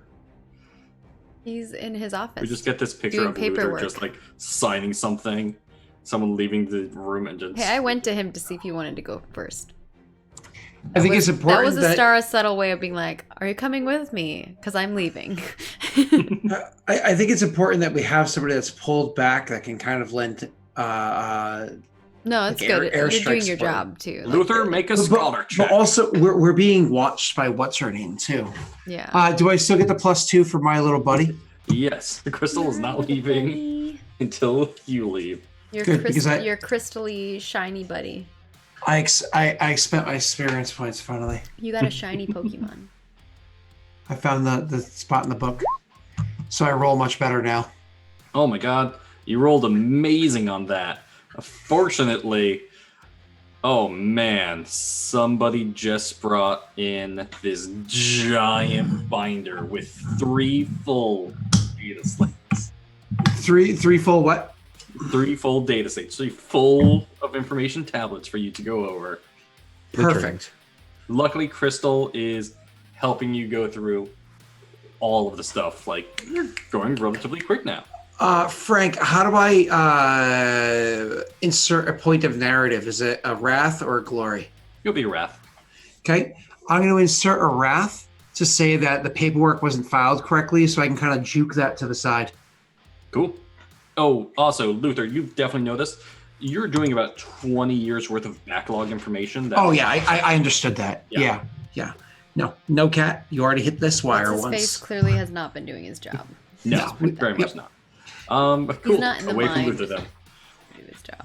Nope, which is again is fine. I'll have to work through this and then use this as a means to skeet out the other person. So that's fine. Scoot out the other person. Skeeting is different. Scoot out the other person. Yeah. So yep, that's fine. I'll spend my Luther paperwork simulator 5000 for you, Scott. Sorry. That's fine. So I'll take my 8 and then spend the wrath to more or less kind of like, oh, this wasn't done right. Take it back and file it correctly, Yeah, sure. and get rid of the complication. Cool. Maggie, I still have my comms with me if you need me. So Yeah. I'm just waiting. I also have my watch ticking, Frank. So when we get down close, I will probably start. How many hours are left right now? About 5.5. Okay, I'll wait until probably like 4, just under 4, and then I'll say something. Go ahead. All right. Now back to you guys. You guys said that you want to lose your tail. Mm-hmm. Yes. Yeah. What are you going to do? It's stealth, potentially. Yeah. Right. We're trying to lose them in the city. So we're gonna do our best to do that. I think stealth probably makes the most sense. Yeah. Ooh. If that's the case, I am going to use my chameleon. Oh, so you're going to turn invisible, leave him alone. Well, Yeah, it's you're not trying to the stealth. Catachan, you know. Yeah. He's not important. There's no vents. Ha! Ha! There's a lot of police cars driving by. Roll this. I'm successful. My DC was 4, or my DM. Damn it. Yeah. Ooh, wow, well, okay. Also, you get We can another shift. story. Jesus, guys. You can shift for days. Yeah, you can definitely shift that. 2 shifts.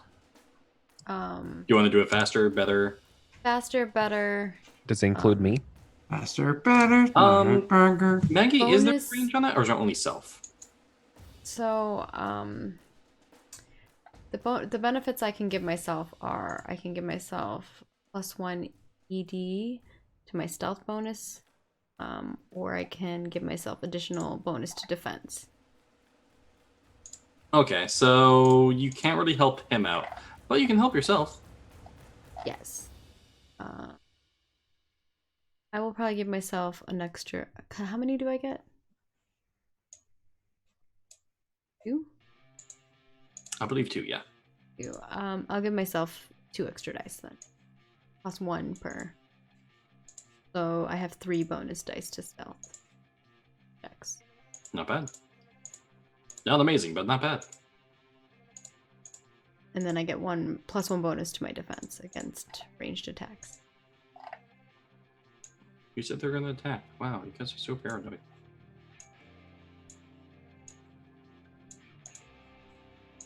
Alright. So, and did you already roll your stealth, Carl? No, I haven't yet. I didn't know I had to after the spell. So the spell's not AoE. Oh yeah, you're fine. You both Wow, slip away. I am- God, stop rolling so well. Fuck you guys. Carl's not meant to be stealthy. He's taking. I'm channeling. I'm channeling the Katachan in here. Big time right now. Okay, it's true. My Carl stealth just- is horrible. You know, this stray like ribbon like flies by as Carl's going to hide and it's just like somehow wrapped around his forehead Perfectly. before like fluttering off as he goes into the shadows. I think we kind of motion to each other and then we. Yeah. Are you guys going to attempt to keep moving while stealthed, or are you going to stay put?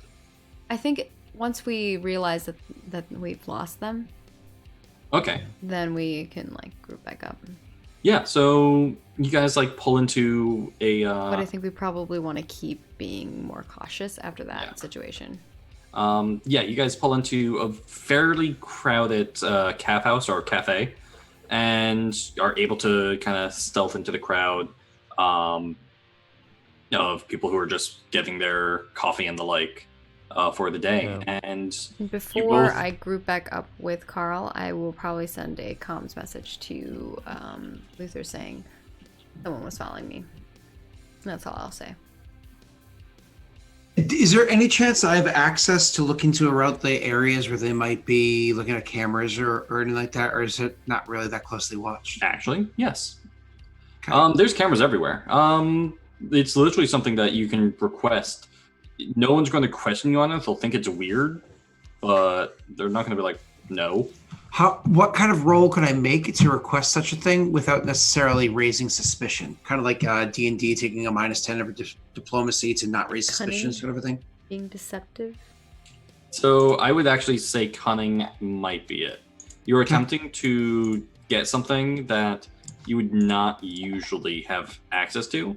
It's something that you're allowed to have access to, but it's odd that you're trying to get it. And you're trying not to raise suspicion. Cunning it is. Yeah. Yeah. Ooh. You're right on the dot. Wow. Yeah. We rolled too well for you, Frank. Yes. Meteors fall. Everyone dies, especially Scott. 2 meteors fall on Scott. Funny enough, they collide with each other last moment. And create more meteors that directly in the groin. No, Scott, they don't bounce. They're meteors. Shut up. Yeah, so you kind of motion to your maitre d', the person in charge of your services and the like, and just ask them for a security feed. And they excuse themselves for a moment, and about 15 minutes later, wheel in this large cart, this heavy cart, filled with screen wires. It's Yes! really not meant It's to be. middle school all over again. Oh yeah, no, it's like TV think of time. Maggie's setup that she has for her computer. So 6 screens kind of attached to each other.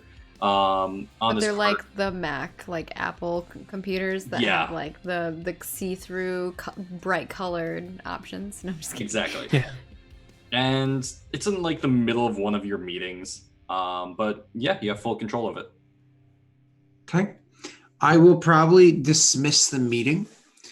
Because again, these dismissals aren't long. I usually take breaks and then keep it coming. I'll dismiss whatever meeting is, say, wait outside. We'll continue shortly. And actually Yeah, have they don't even question you. They're like, yes, my lord. Like, oh, giant ass monitor just got wheeled in. I will tell Cristal to pop that bubbly. And Style. say, I'll just simply say, we're looking for Stara. Keep your eyes keen. Find her quickly. All right, So- you make an awareness roll. Awareness roll. Good luck. And give yourself Give myself yourself 2 extra dice because Crystal is helping. How do I roll just 2 dice? You do bone. Oh, just roll. Or two in dice. this case, you can just do our 2d6. Oh, sure. And you know how that works, so. Yeah. No, not bad. Both succeed. 4 and 5. That brings you up to a 4. Oof, lucky. You're not able to find Stara. But do I find what's his name? Because she's in Visi. Carol. Yeah. You know where they Out were. of game, though, she's in Visi. I just didn't know that in game. On one of the screens, you're actually able to see Carl for a split moment. That makes sense. If you weren't specifically looking for him, Mm-hmm. you would not have noticed. Yep. What's his name? Crystal. Crystal, stop. Hold on. There's Carl. They're being followed by somebody. Let us see if we can find any others that were in the area at the time. Especially if we can find them in the area at the time that they were there. Pull back the footage. Let's look. Yeah, and you rewind. The camera pans down the street once more, and we see a group of 6 people walking by. None of them dressed the same. All of them dressed like they're just regular middle-class workers. Some dressed in clearly fake construction outfits. But all of them look like they're just normal people. Fake construction outfits like the Playmate or like Mattel kind of stuff that my daughter has. Like Where it's to a like keen still eye, has tags on it and some fake hammers. Yeah, almost. No, to a keen eye, it's too clean. Gotcha. Yep. It hasn't gotcha. been used, right? Gotcha. I'm gonna grab Or facial they're readings. holding it wrong, like they don't really know what they're doing. Yeah. I'm gonna grab facial readings off of like those 6 faces that we have there. And Make a tech check. You cannot use Crystal for assistance on that. damn it, I was gonna say and tell Christelle to do it, but I'll do it. I have no wrath so far, and I don't want to spend the glory on this. You guys might need it more. I'll just do a You're out tech of check. wrath. I still Yeah. have some wrath. You got 3 glory. I spent 2 so far. No. Go ahead and you know spend what? glory. Spend glory. It gives you what, a +1? You can, yeah, it gives you another dice basically. Oops. Come on, Increase this will be the dice easy. pool. All right, where is hold on? Tech +1, Mhm. not -1, +1, and here we go. Ooh, Wow. That was worth it. Not bad. Do I get my So- glory back? you know, also No. you get a wrath from that. You could Okay. just get more information, or So you can shift. You can Shift shift to get into more information. faster information, more information, or better information. I want better information because I want to know more or less like who these people work for, so on and so forth. Speed is not of the essence quite just yet. yeah. What she said to you was, someone was following us. We lost them. You would actually be able to pull up all their names and like their filings and everything. We have Pascal, Raphael, Lucrecy, Edward, and Joel. Is it Pascal the name of the lizard in Rapunzel? I don't know. Tangled. I No. think so. It's Yeah, something right. like that. Oh, and there's a guy named Gene Guy. I just thought it was funny that somebody's name is Pascal and she went all chameleon. So it's just made I me. know who Jingai is. Wait, Pascal, Jingai, who else? Pascal, Raphael, Lucrecy, Edward, Joel, and Gene Guy.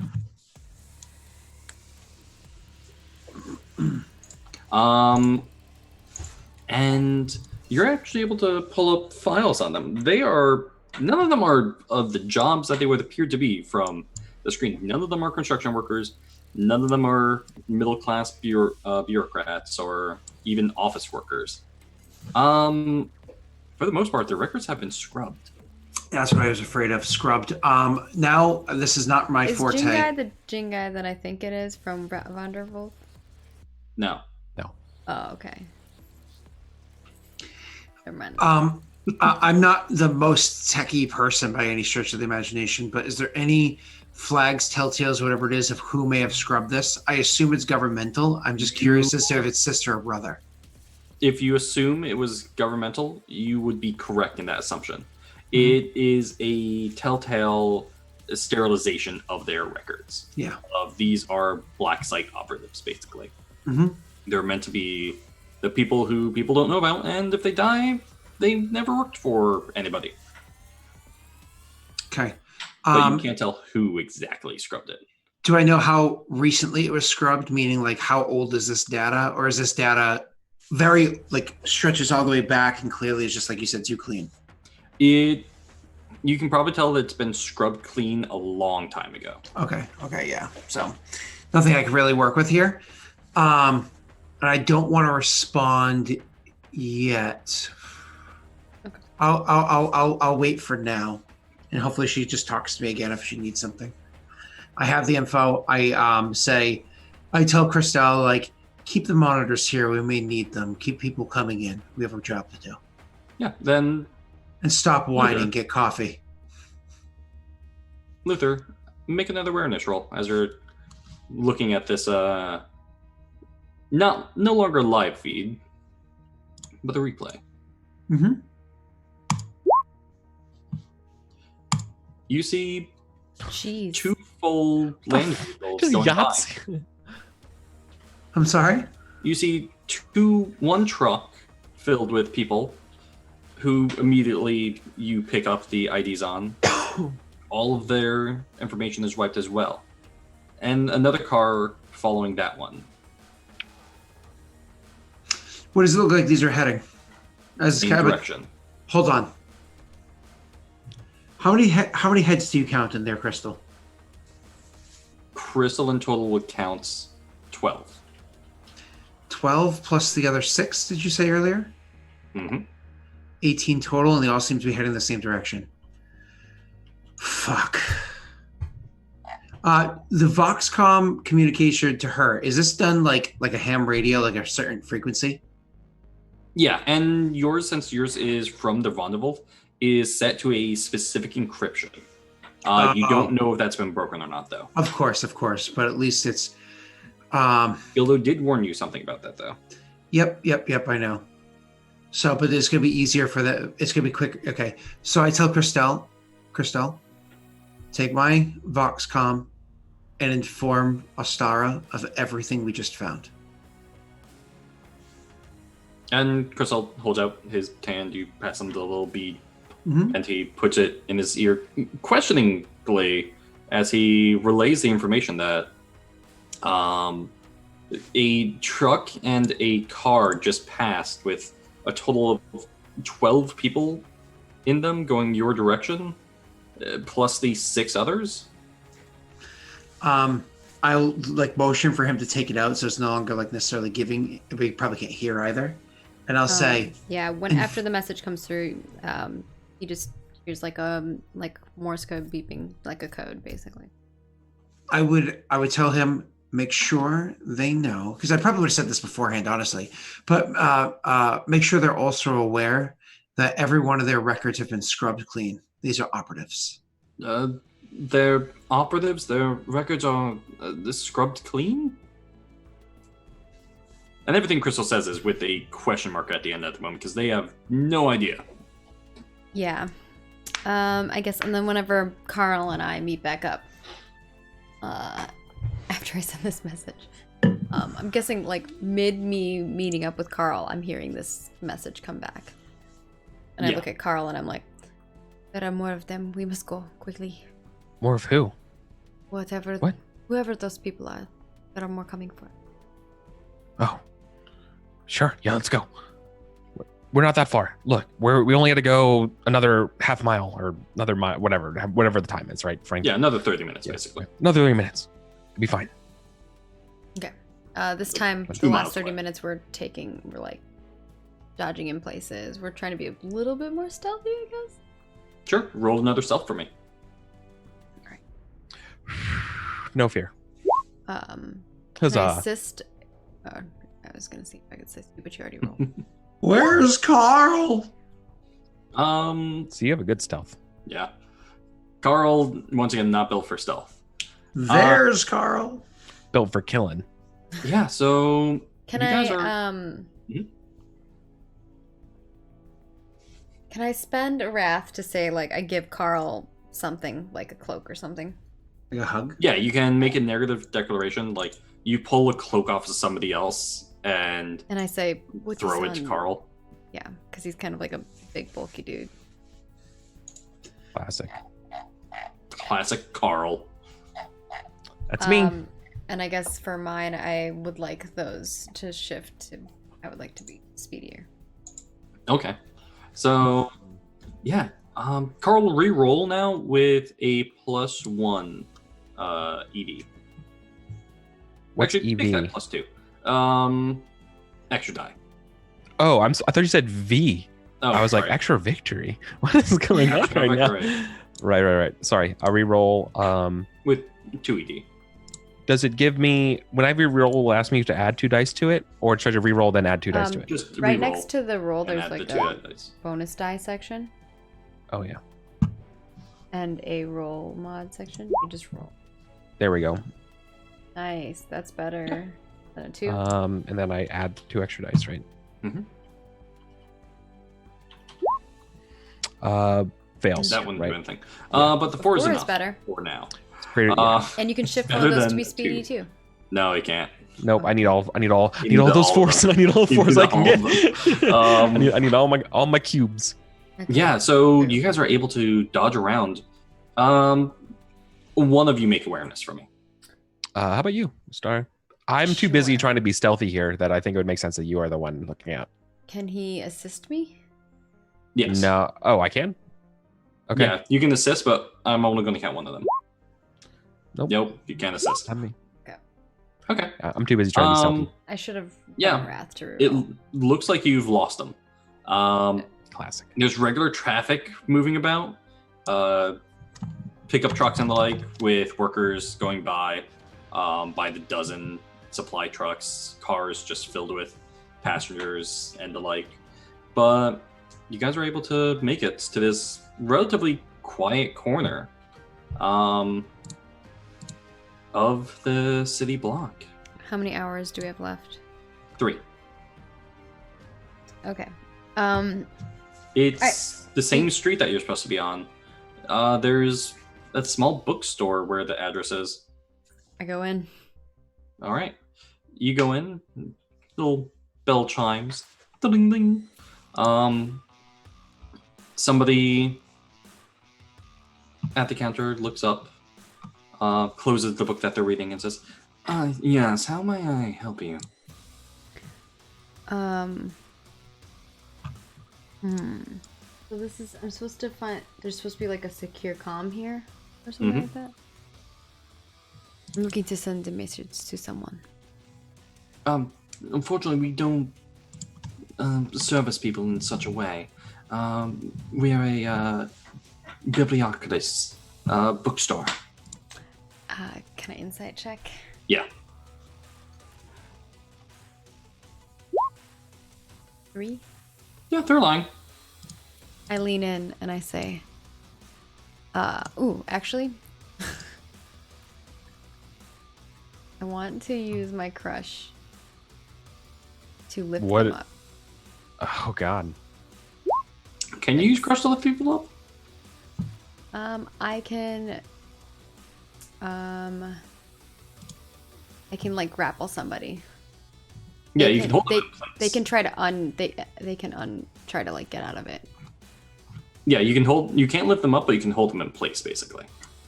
Yeah, I'll hold them in place. Yeah, they immediately turn their head and shout behind them. No, I like hold them and I say, at the same time I say,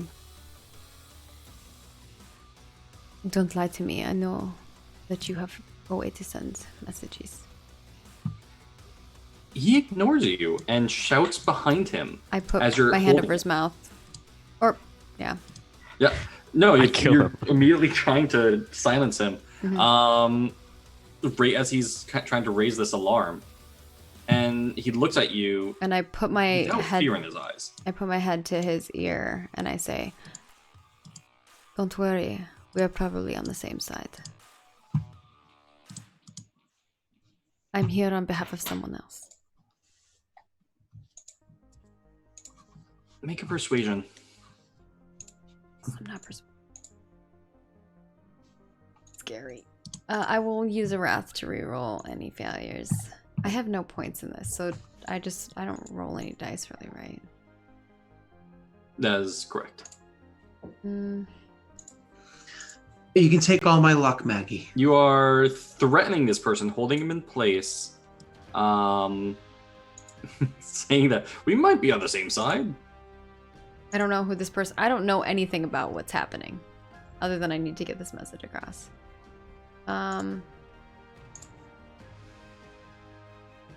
I would like to give myself fortune, Okay, if I can, to give myself a +1 die to the test. I'll allow it. I definitely passed the DN. It is 4. I rolled a 13. Pretty good. What a waste of a roll. Yeah. But hey, it gives me a +1 to persuasion. And I reroll any failures. I guess I get a That's definitely a complication. failure.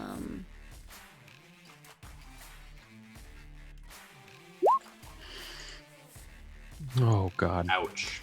Back.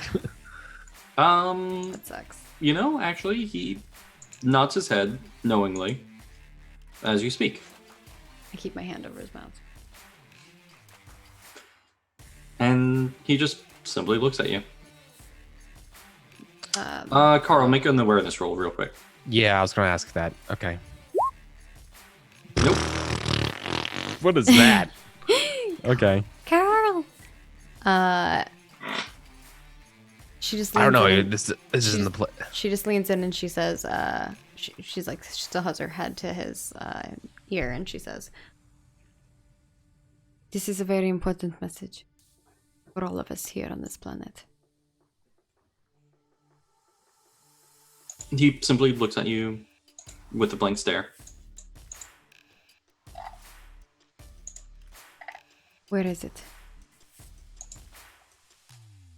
She'll lean back and You she'll can you can feel him kind of purse his lips questioningly underneath your hand. she's looking at his eyes to see if he looks anywhere. No, he looks straight at you. Is there a back room? There is, yes. She's gonna motion him, or she's gonna like move him back there. Okay. As you begin to move him back towards the back room, make awareness for me, super quick. Carl, I assume you're going with him. Of course. 3. I don't get to make another awareness check though, right? No. Yeah, I figured. You hear heavy boots on the ground coming from the back room, rushing towards you. At least 2 sets. I say it in his ear as I'm walking behind him. I mean no one harm. I just need to get this message. It is very important.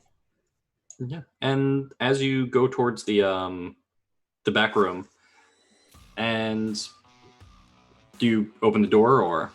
Yeah. Okay. As you open the door, you almost run But I have the smack guy in in front front of of me. somebody. Yeah. Or this guy almost runs smack in front of somebody dressed in black armor. Looks like they rushed to put it on. With an auto gun half raised towards you. And they almost stumbled back before shouting, "Imperial Inquisition, hands up!" Ah, it appears we are. I say to him in his ear. And I remove my hand from his mouth, and I remove my grasp around him. What's the Inquisition? Carl, you feel on the back of your neck a cold press of a gun barrel. On your knees. I don't go on my knees. Carl. I actually look around to all of them and I say, "This is important for all of us, for our survival. There is a message that must go across. It is as important for you as it is for me." That's for us to decide. You just threatened one of ours. Do you have a symbol of a badge of office? He lied to me. I pull out my Arbides badge. Carl, you feel like the gun push you a little bit on the back. He does not have one. He's just here No. to help protect me. I have a As shovel. well as he's doing it. She kind of actually smiles, and it's probably the first time Carl has seen her have any type of emotion, because normally she has none. It's terrifying. Carl, make a fear test. This is my entrenchment tool. Yeah, they look at you questioningly. The man who had the gun kind of pointed at you specifically looks at the RBD's badge that you're holding up, then looks towards the bookkeeper and kind of furrows his brow. As the bookkeeper turns around towards you and kind of folds her arms and says, "All right, what's the message you wish to send? Who are you? How did you even know that we're here?" I tell her the information that I'm supposed to tell her. Yeah, he looks at you questioningly. Do you give him what information do you give him? Like to what extent? Well, Probably that I need to send a code. He just says, "Should have led with that." Follow me. You started screaming before I could say anything. You attacked me before you could say anything. You lied to me.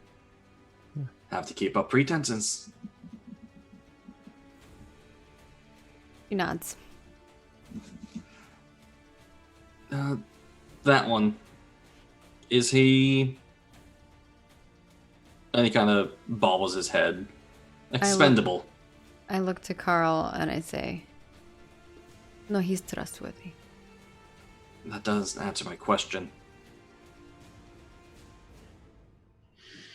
I look to Carl and I say, "Are you expendable?" no. And then she looks at the other guy and she says, "No." All right. You can wear that here then. And she kind of turns back. She smiles at That's- Carl. Again, kind of creepy. And then There's still a gun to my back of my neck. Of course I'm gonna.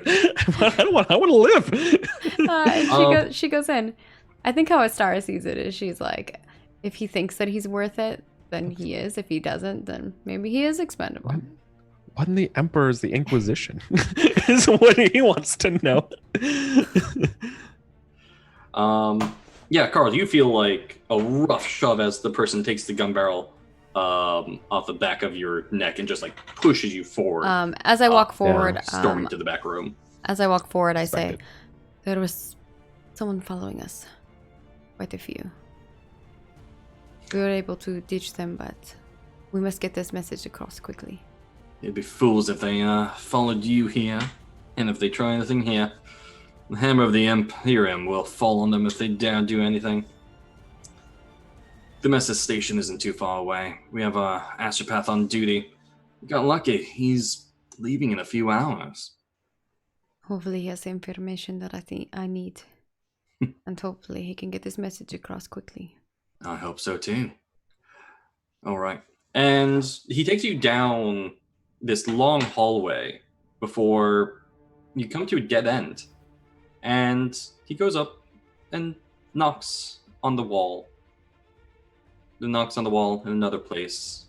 And then in the third place. And he turns around.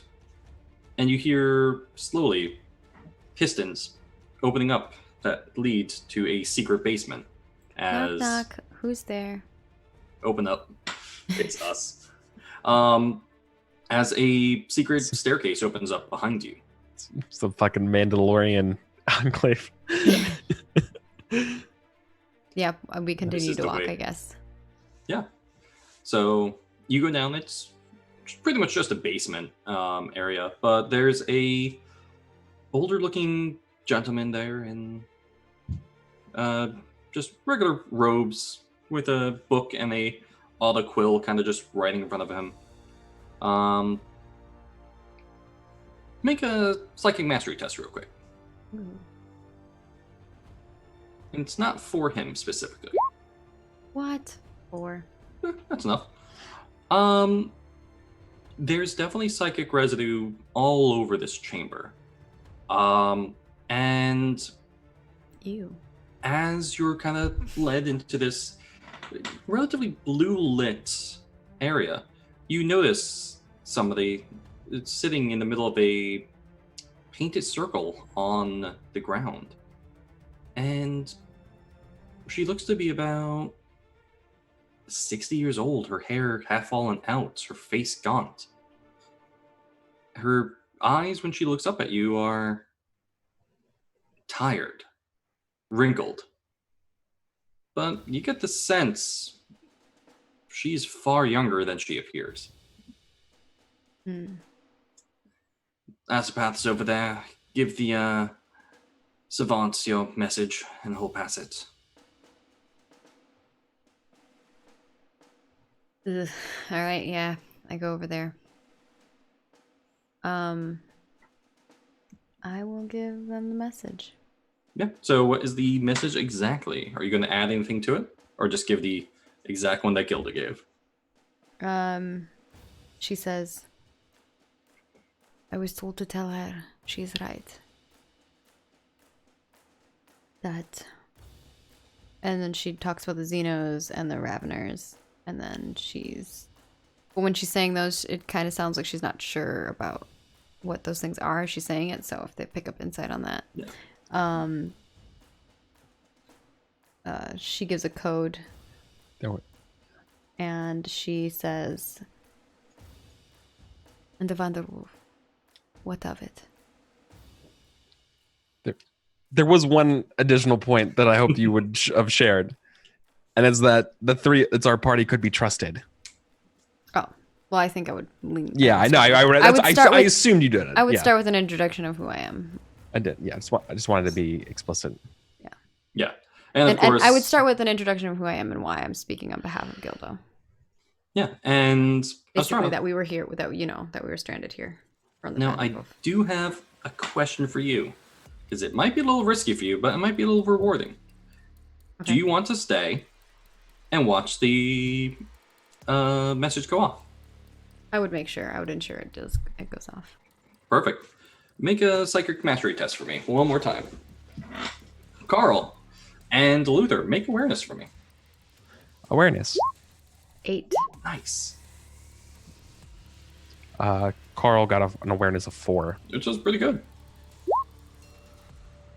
Nice. That's why they want it. So, we'll start with Astara. Astara, you can see that she's preparing literally just a ceremony to send this message. She's taking a long drink of what looks like heated water. It's steaming as she drinks it, and the room quickly becomes colder. and she I'm begins used to to that. mutter to herself, her eyes rolling behind her head. It's almost like what you usually do. Mm-hmm. But silently, you see just the wisps of the warp about her before she reaches out and grabs one of these little strands of purple and pulls it to her before speaking into her hand and tossing it into the air. Wow. You would know this is unusual. It's not usually how a messaging ceremony goes, but psychers sometimes have their own special way of doing things. Like, it seems suspicious?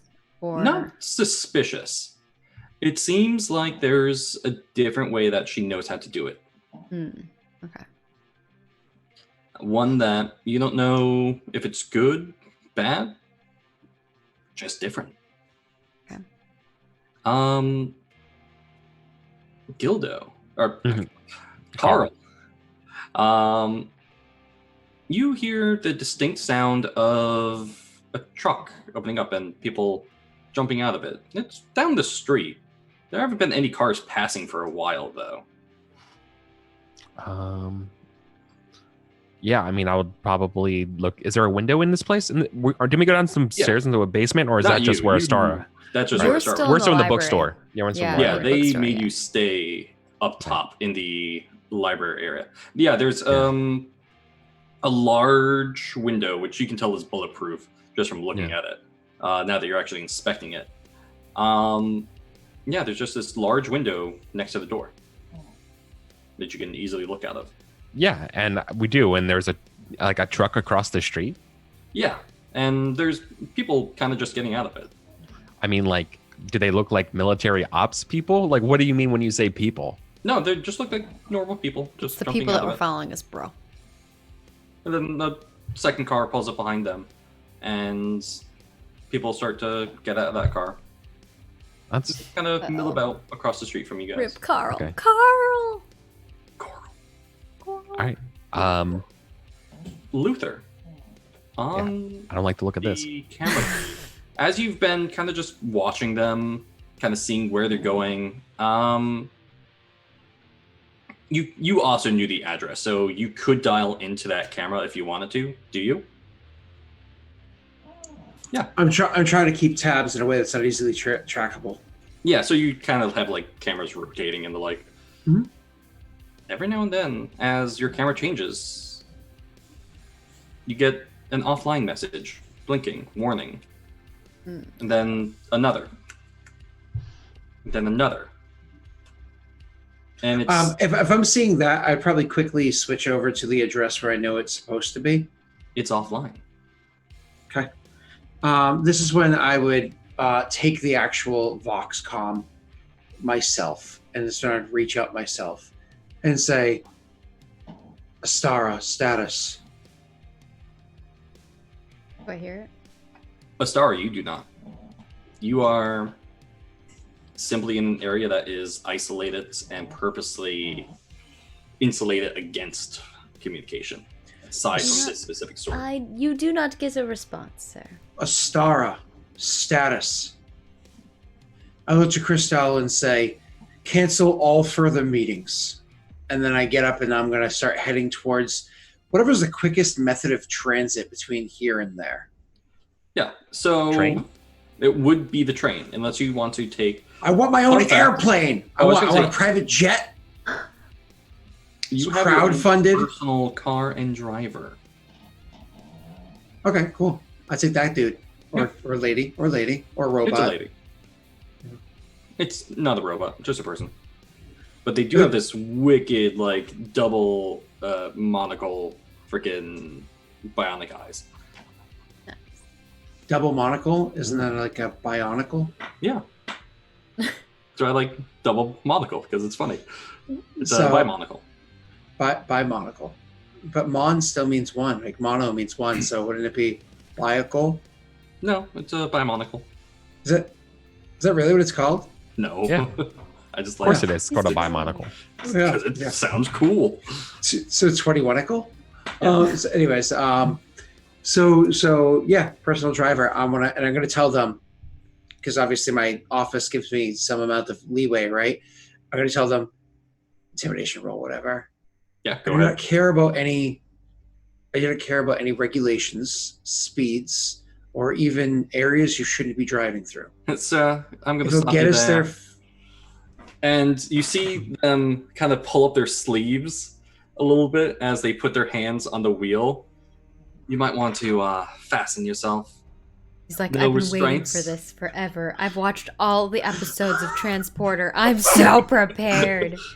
3 seconds into the drive. Yeah. Yeah, make a quick athletics for yourself, Luther.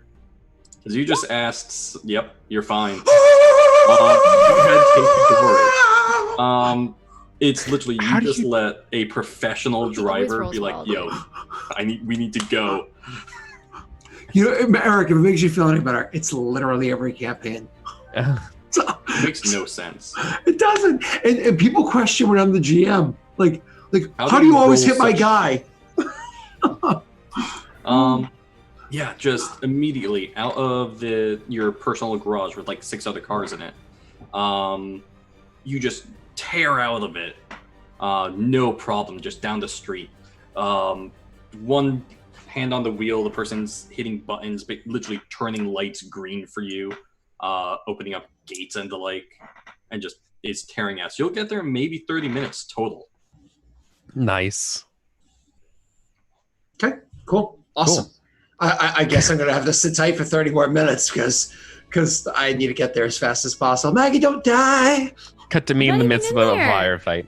Yeah, it's okay if you die. No offense, but we don't care about you. We care about you, but not this you. You know what I'm saying? Yeah, I know what you mean. Yeah.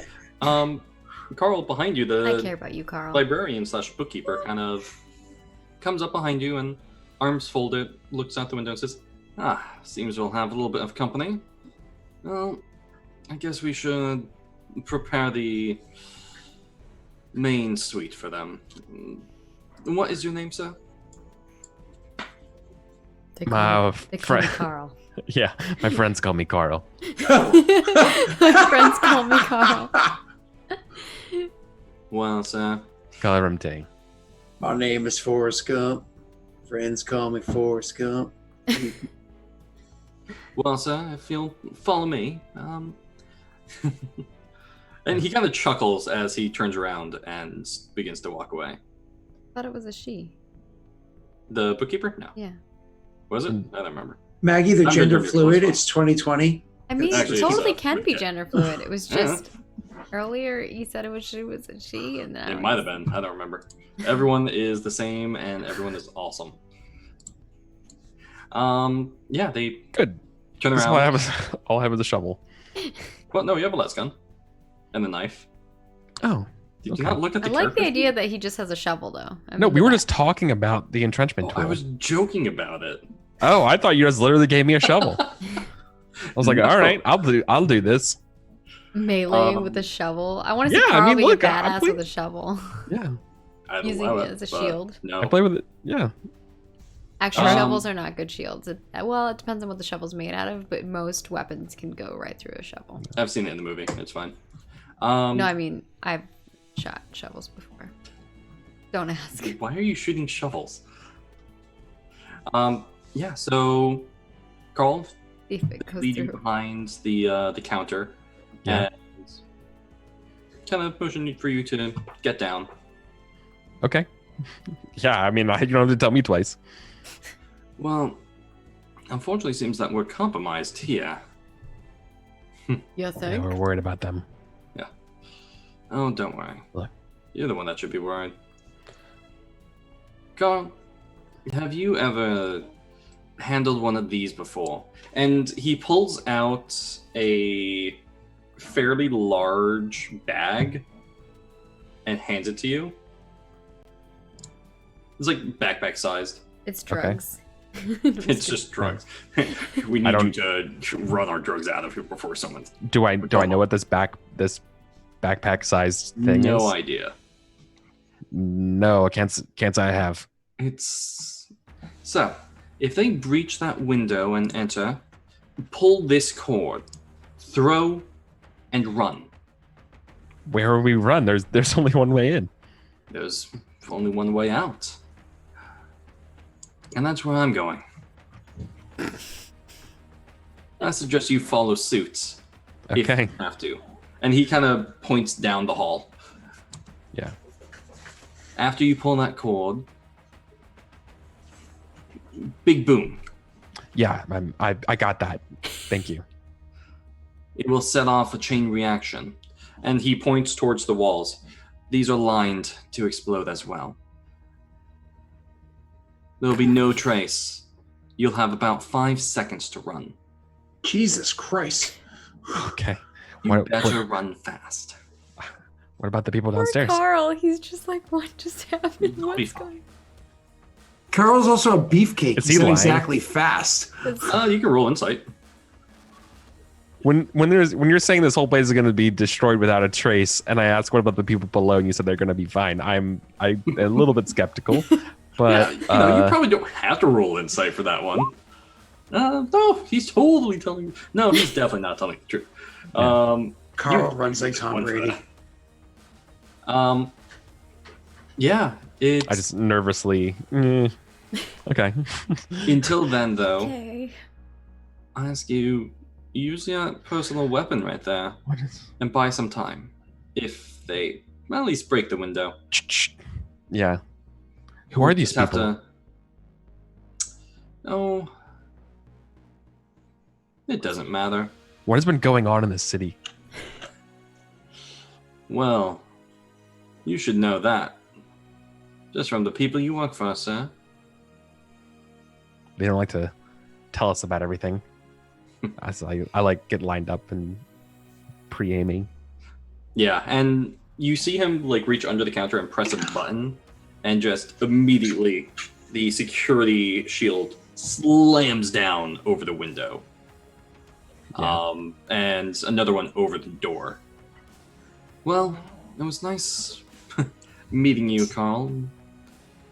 Hopefully next time we won't be under circumstances where we're about to empty your brain of its contents.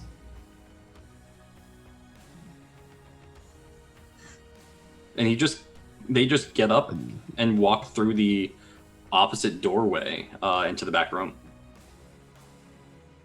Okay. What did you just say to him?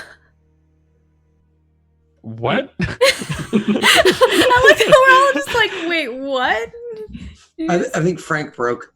No, I'm fine. And so he's gonna leave Carl here? He knows exactly what he said. Okay. They were going to empty your brain of its contents. We need that gif of like the dog sitting in the fire sipping the cup. This is fine. Yeah, Yeah. literally. That's There, Carl. no one's ripping my brain at anything. So I just like load this Literally- up and look at the bag. What he said for out of the game. They would have turned you into a servitor. They would have ripped your soul out of your body, and turned you into a walking slave robot thing. Who's doing this to Carl? Oh, the Inquisition. You know, that's what almost happened. Oh. Wait, Well, that's good. why? Because you guys are unauthorized here. It's kind of true.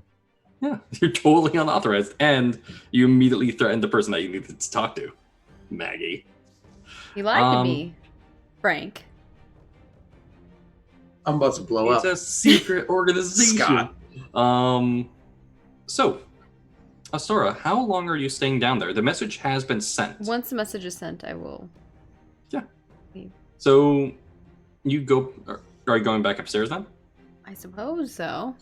So, as you go back upstairs, the bookkeep/librarian kind of scratches their neck ever so slightly, adjusts their hat, and nods toward you.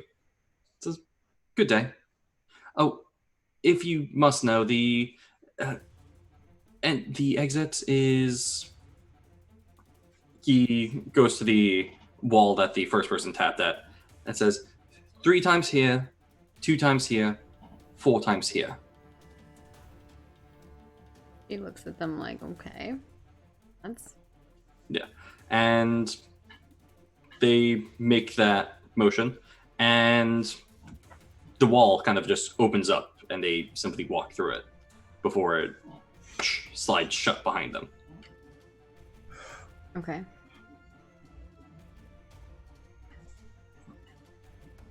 Interesting.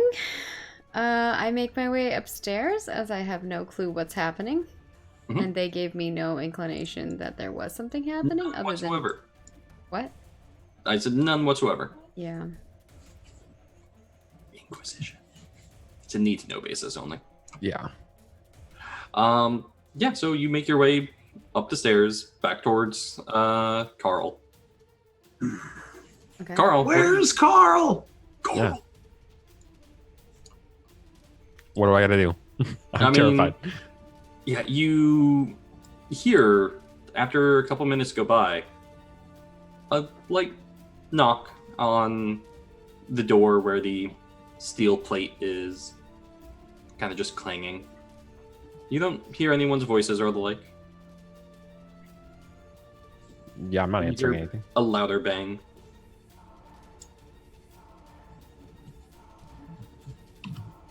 One final. Sounds like someone's hitting it with something. You can't Yeah. tell, but it sounds like a battering ram. Right. Exactly. I'm shaking. Poor Carl. I had no idea what he was going to Oh, poor Carl. Sweat. Feet of sweat. do. Yeah, and Just let me know whenever I'm there. Yeah, a star. You walk up as soon as the battering ram noise begins. It's not so much an actual battering ram. It sounds like someone is literally just hitting it super hard. Okay. I say, hurry, we must go. Yeah. I'm like so He pulls focused. the cord. Yeah. No.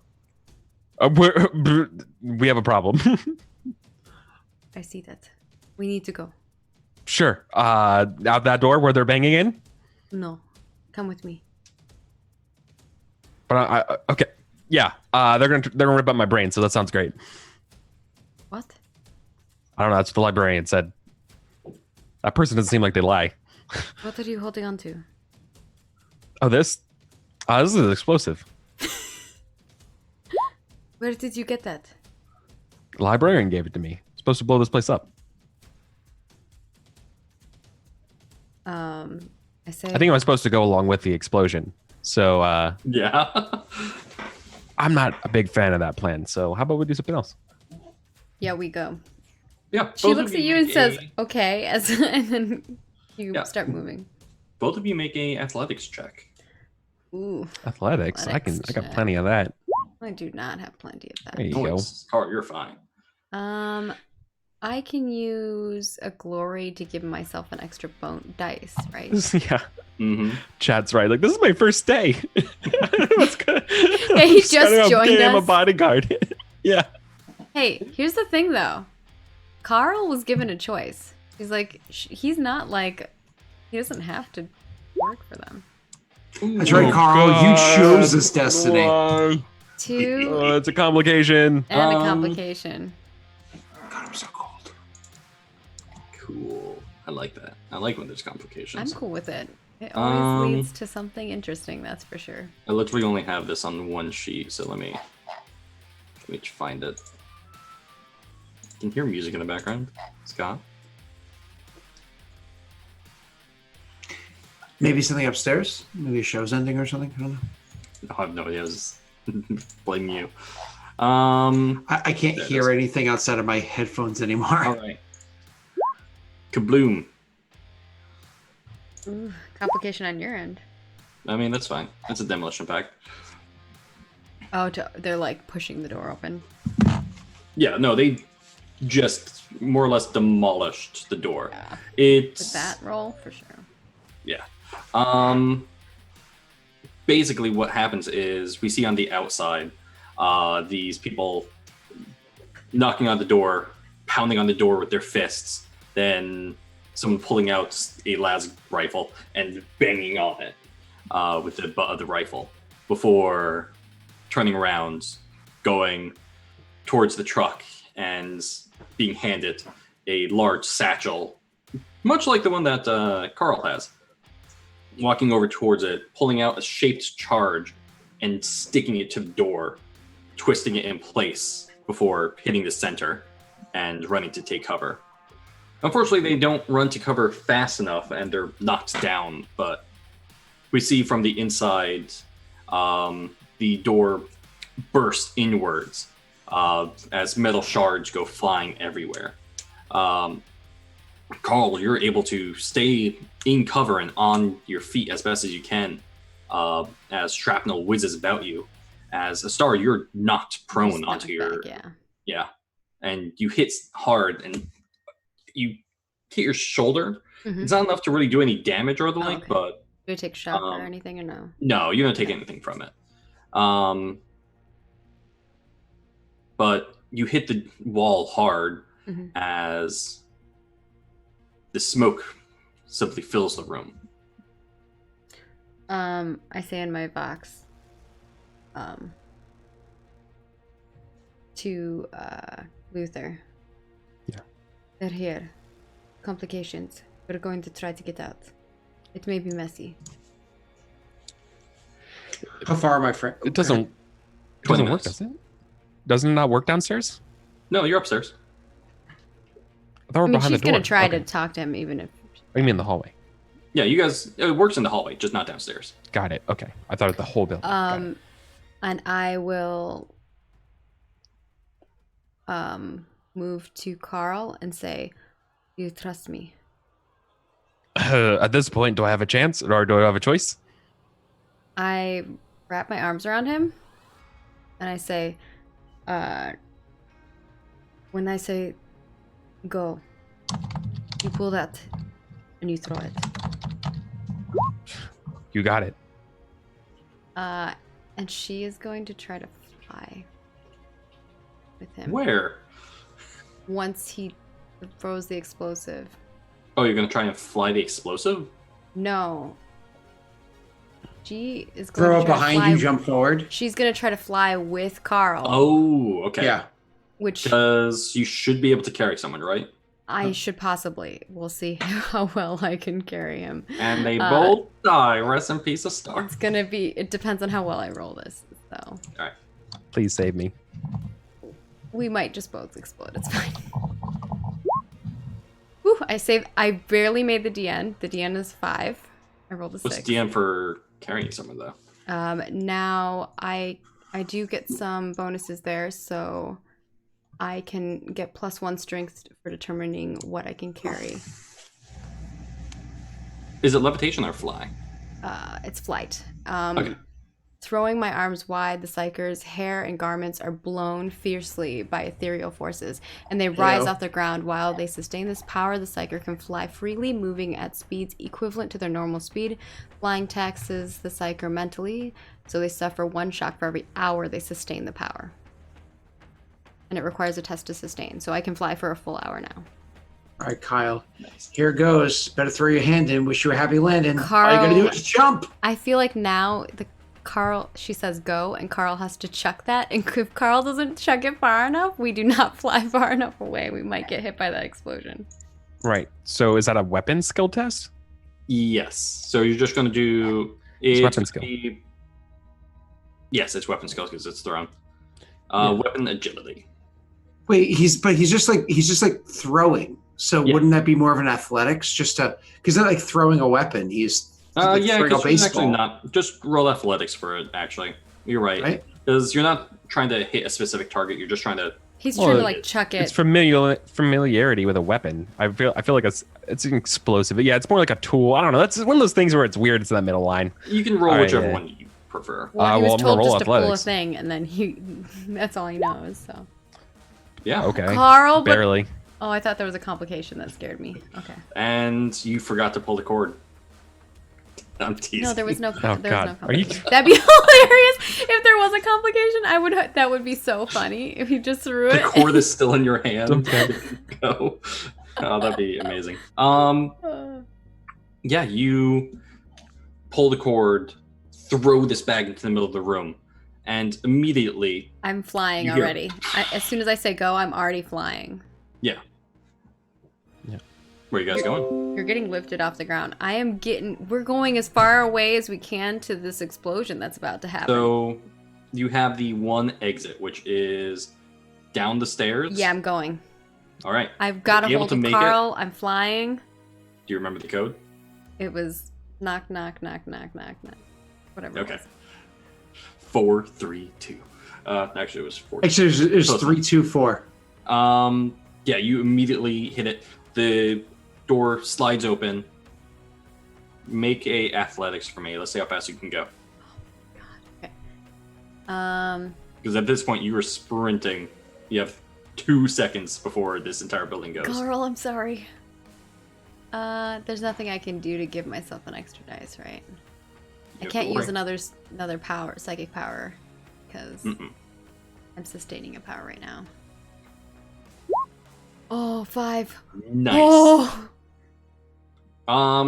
That's actually right on the dot for. that's the DM highest I wise. can roll, I think. You are able to hold Carl Oh, while. we get a glory. Yep, you were able to hold Carl as the door slams shut behind you. Got the other one. You feel the initial explosion of the demolition pack that's going to set off all the rest of the charges, and the ground shakes as you jet down this small single-person hallway that's barely lit. It feels like you're going just lower and lower, and you actually catch up with somebody as you notice I fly past behind them, you- literally. almost, Okay. but you notice behind you just doors slamming shut as literally breached doors slam down, making sure that nobody could follow you. Jeez. And you actually see the astropath kind of hobbling slowly along as you fly down the hallway. And they, before even seeing you, before you do anything, they raise a hand and begin to turn towards you. Okay. We've received a response quite quickly.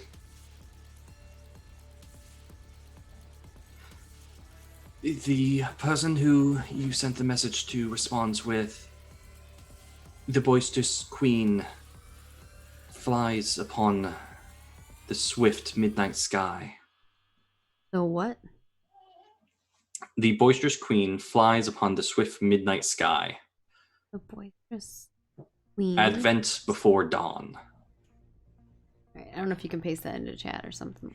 That'd be helpful. I can type it in. I get it. Okay, cool. Oh, what do you picture it says? Gildo. I mean, it means she's coming. She's coming. I mean, she's kind He of a said they were loud coming. person. I'm not exactly sure what Advent before dawn means, but I think the boisterous queen is the I name of hope her it ship. means that before the fucking sun comes up, because that's what we That'd be need. nice. Yeah, that's what I true. thought for that part. But the boisterous queen, I know I've been called that a few times. So. Yeah, and you guys are actually able to get away. The astropath. I'm like after... Superman style carrying Carl. Oh. Hold on, is that This is my first day. Frank? Is that BD capitalized, or is that a mistake? Oh, ABD. That's on purpose. Okay. Yeah. So Advent. Okay, cool. you escaped. No combat. How unfortunate. When we are in the air safely, I say over the comms, whether he gets it or not, I say, "We made it out." Yeah. Literally what it turns into is an automatic door opens into what appears to be and smells like a sewer pipe that is right by the end of it. So you're actually able to get out of it. Or out of the sewer, that is, easily enough. All right, quickly. But it's definitely a place that no one would really want to search. Okay. And I guess whenever we are in like a safer location, I say, "Are you all right?" To poor Carl. Yeah. And then What I guess Carl can ask any questions that he has, and I mean, she'll try to answer the best she can. Who are you people? I think that's the most important one. I guess if he asks who are we, Sarah doesn't say exactly who we are, but she says that we were on the Wanderwolf, and until it was attacked. And she tells him that she's an officer. Reads this. Adaptus. Yeah. So are you gonna save us? What are you doing? You're gonna, what was this about? I do not know what this is. What is this boisterous queen? That I think my friend will know more than I. But I have my theories. And we immediately zoom towards, or the camera changes to Gildo as we hear the clattering of a tray And I hitting guess the Gildo ground. heard whatever comms I said as well. Perfect. Yeah. But we hear a clattering of just silverware and medical tools falling as someone drops it as they see Gildo just sitting there, I guess, next to an unconscious person that they knocked out. You know, the same person that you knocked out before. That you The nurse, totally did the not poor need little to- nurse. could've Oh yeah, taken it. You just I like forgot I knocked did her that. out. yeah. But Gildo, you did receive the message. It reads literally just, I'm on my Boisterous- way. Yeah. I'll be there soon. Good. And then we just go. I better get my knife. Oh, I didn't say the I didn't say the words over the comms. Oh, you didn't?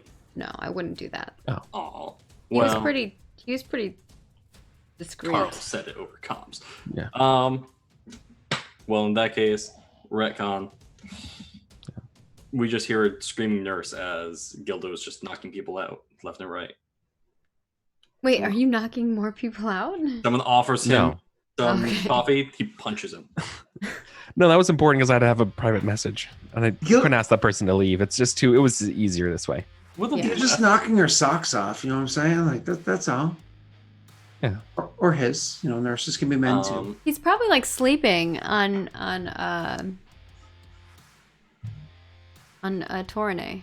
Because remember he was like, I'm gonna sleep. Oh yeah, and he In a passed restaurant. out. Snuggle up into him. Like, oh, Yeah, I like just they're found a spooning nook. in the Just bed. found that nook. No,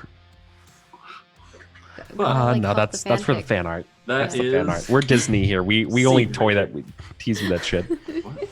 Yeah. Sure. All right, well, that is going to be it for episode 13 of Unsung Fury.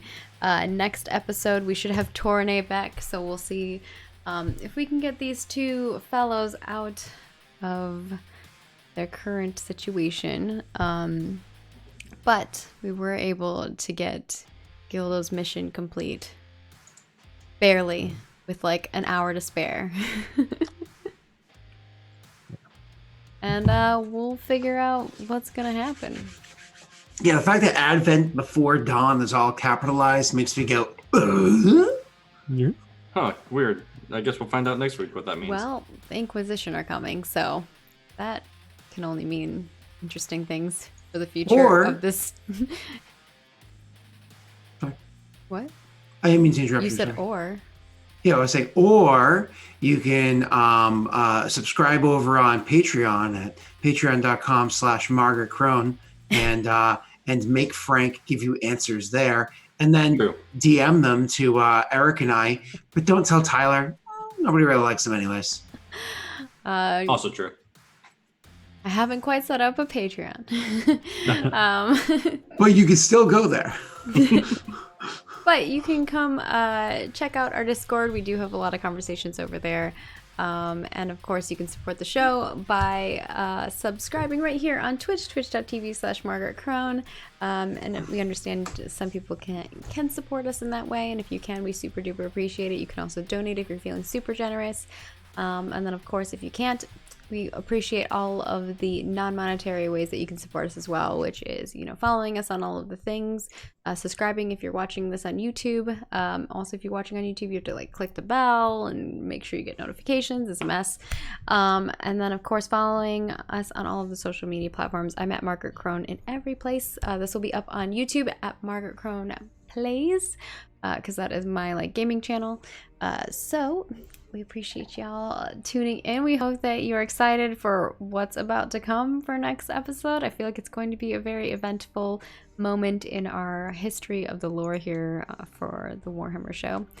And of course, we'll go around and let people say where you can find them up, because these lovely role players also do a lot of other gaming and tabletop RPG action. So starting it off as we began it, Eric Vulgaris, tell us where people can find you at, and of course, what your favorite moment was today. Eric Vulgaris, everywhere. I like that I threw Frank for a loop and didn't leave my captured stuff, knowing that this Inquisitor person is going to bail me out eventually. That's great. It was cool that the other characters got to be a part of your story. Yeah. Mm-hmm. In a very drastic, intense way, and I have... Well, Star Wars got some questions for you. That's fair. Well, break me out and we'll talk about it. Eric, I also just sent you what the... I got it. Means. Message received. Got it. Perfect. Cool. And of course, Delric, tell us where people can find you at, and of course, what your favorite moment was tonight. You can find me at Delric, where I started playing Swoter recently, having never played it before, even though I was greatly anticipating its release back in the day. Never played it, just started recently. And we made a guild together, which was aptly named Force Pretenses. Nice. That sounds perfect. Makes sense. Yeah. Instead of... But anyways, yeah. Favorite moments tonight.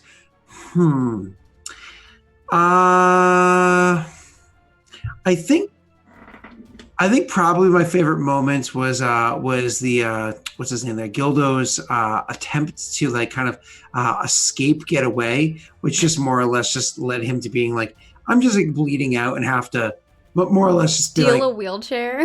yeah.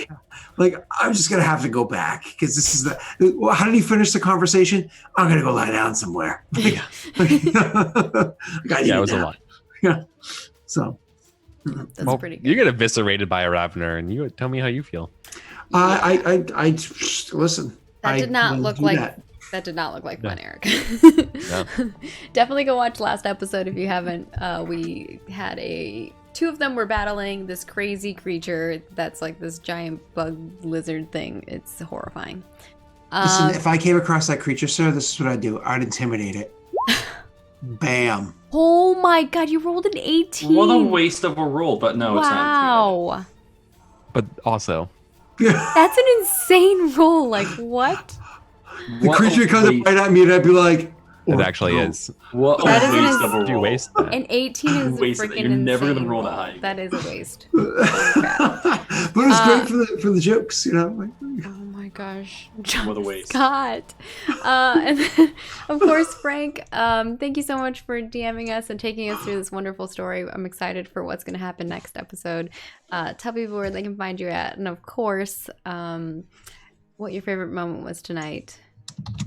Hello, everyone. As you know, I am Frank, also known as Control Alt Frank.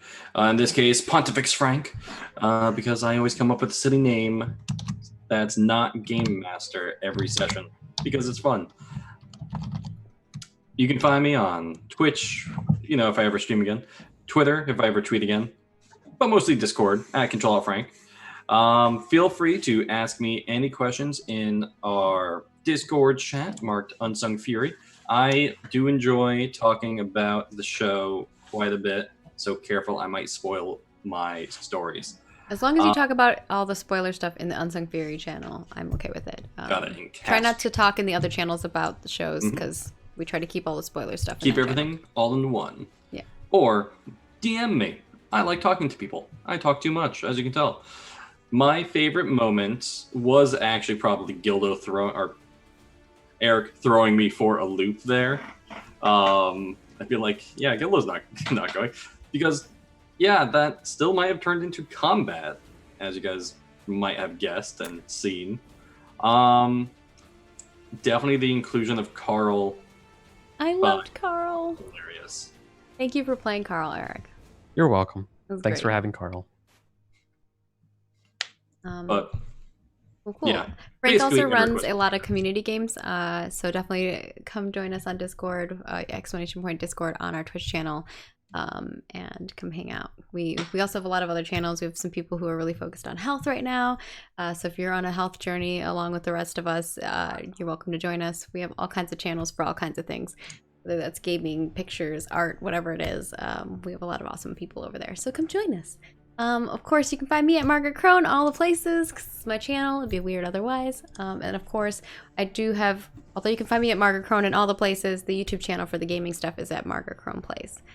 And that kind of wraps everything up. My favorite moment was probably actually getting to finally use my fly ability. I've had it for probably 4 episodes now, and I wanted to make it like a momentous moment before I used it, and I think being able to like carry Carl out of this huge explosion was pretty cool.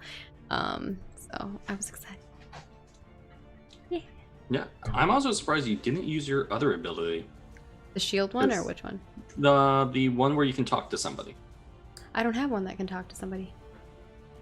One that is very foresighty. I don't have one that's like that. Don't you have the one where you can literally tell the future, kind of? That is, we had discussed every time I rest that would happen. 2 days passed. You could have used it. Oh, I thought, because like last time you just did it without me doing it. Like we had discussed, like you would just give me those prophecies. But Oh, I mean, I totally can. I can make sure that that's how you I want to do ask it. about it then, going forward. Okay, cool. All right, well, thank you all for tuning in. We'll see you next week for another episode of Unsung Fury. And of course, if you're watching this live, we are going to host somebody, so stay around. Toodaloo. Bye, everyone. Bye. Except for you, Snaz.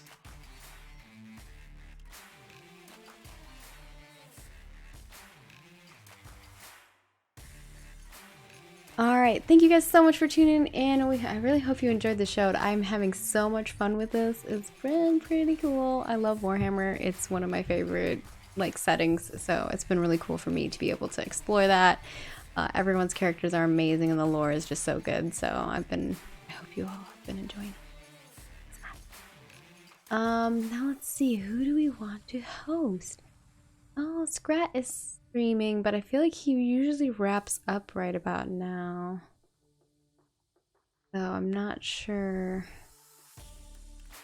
Because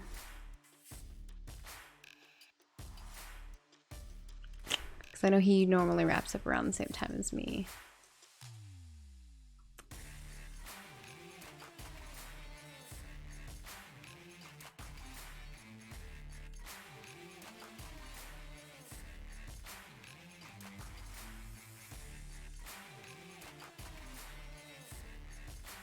Oh, this looks interesting.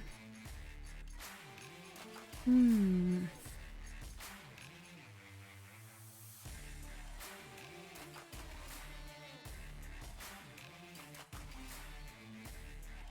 like a few. It's always interesting to me because like now they allow people to stream like the same thing, the same content on multiple channels, which is a little weird to me. But there's like 2 channels that are streaming the same thing. It's so strange. You know what? We'll host Scrat because he's good people, and if you haven't checked out his channel before, you definitely should. Let's do it. Even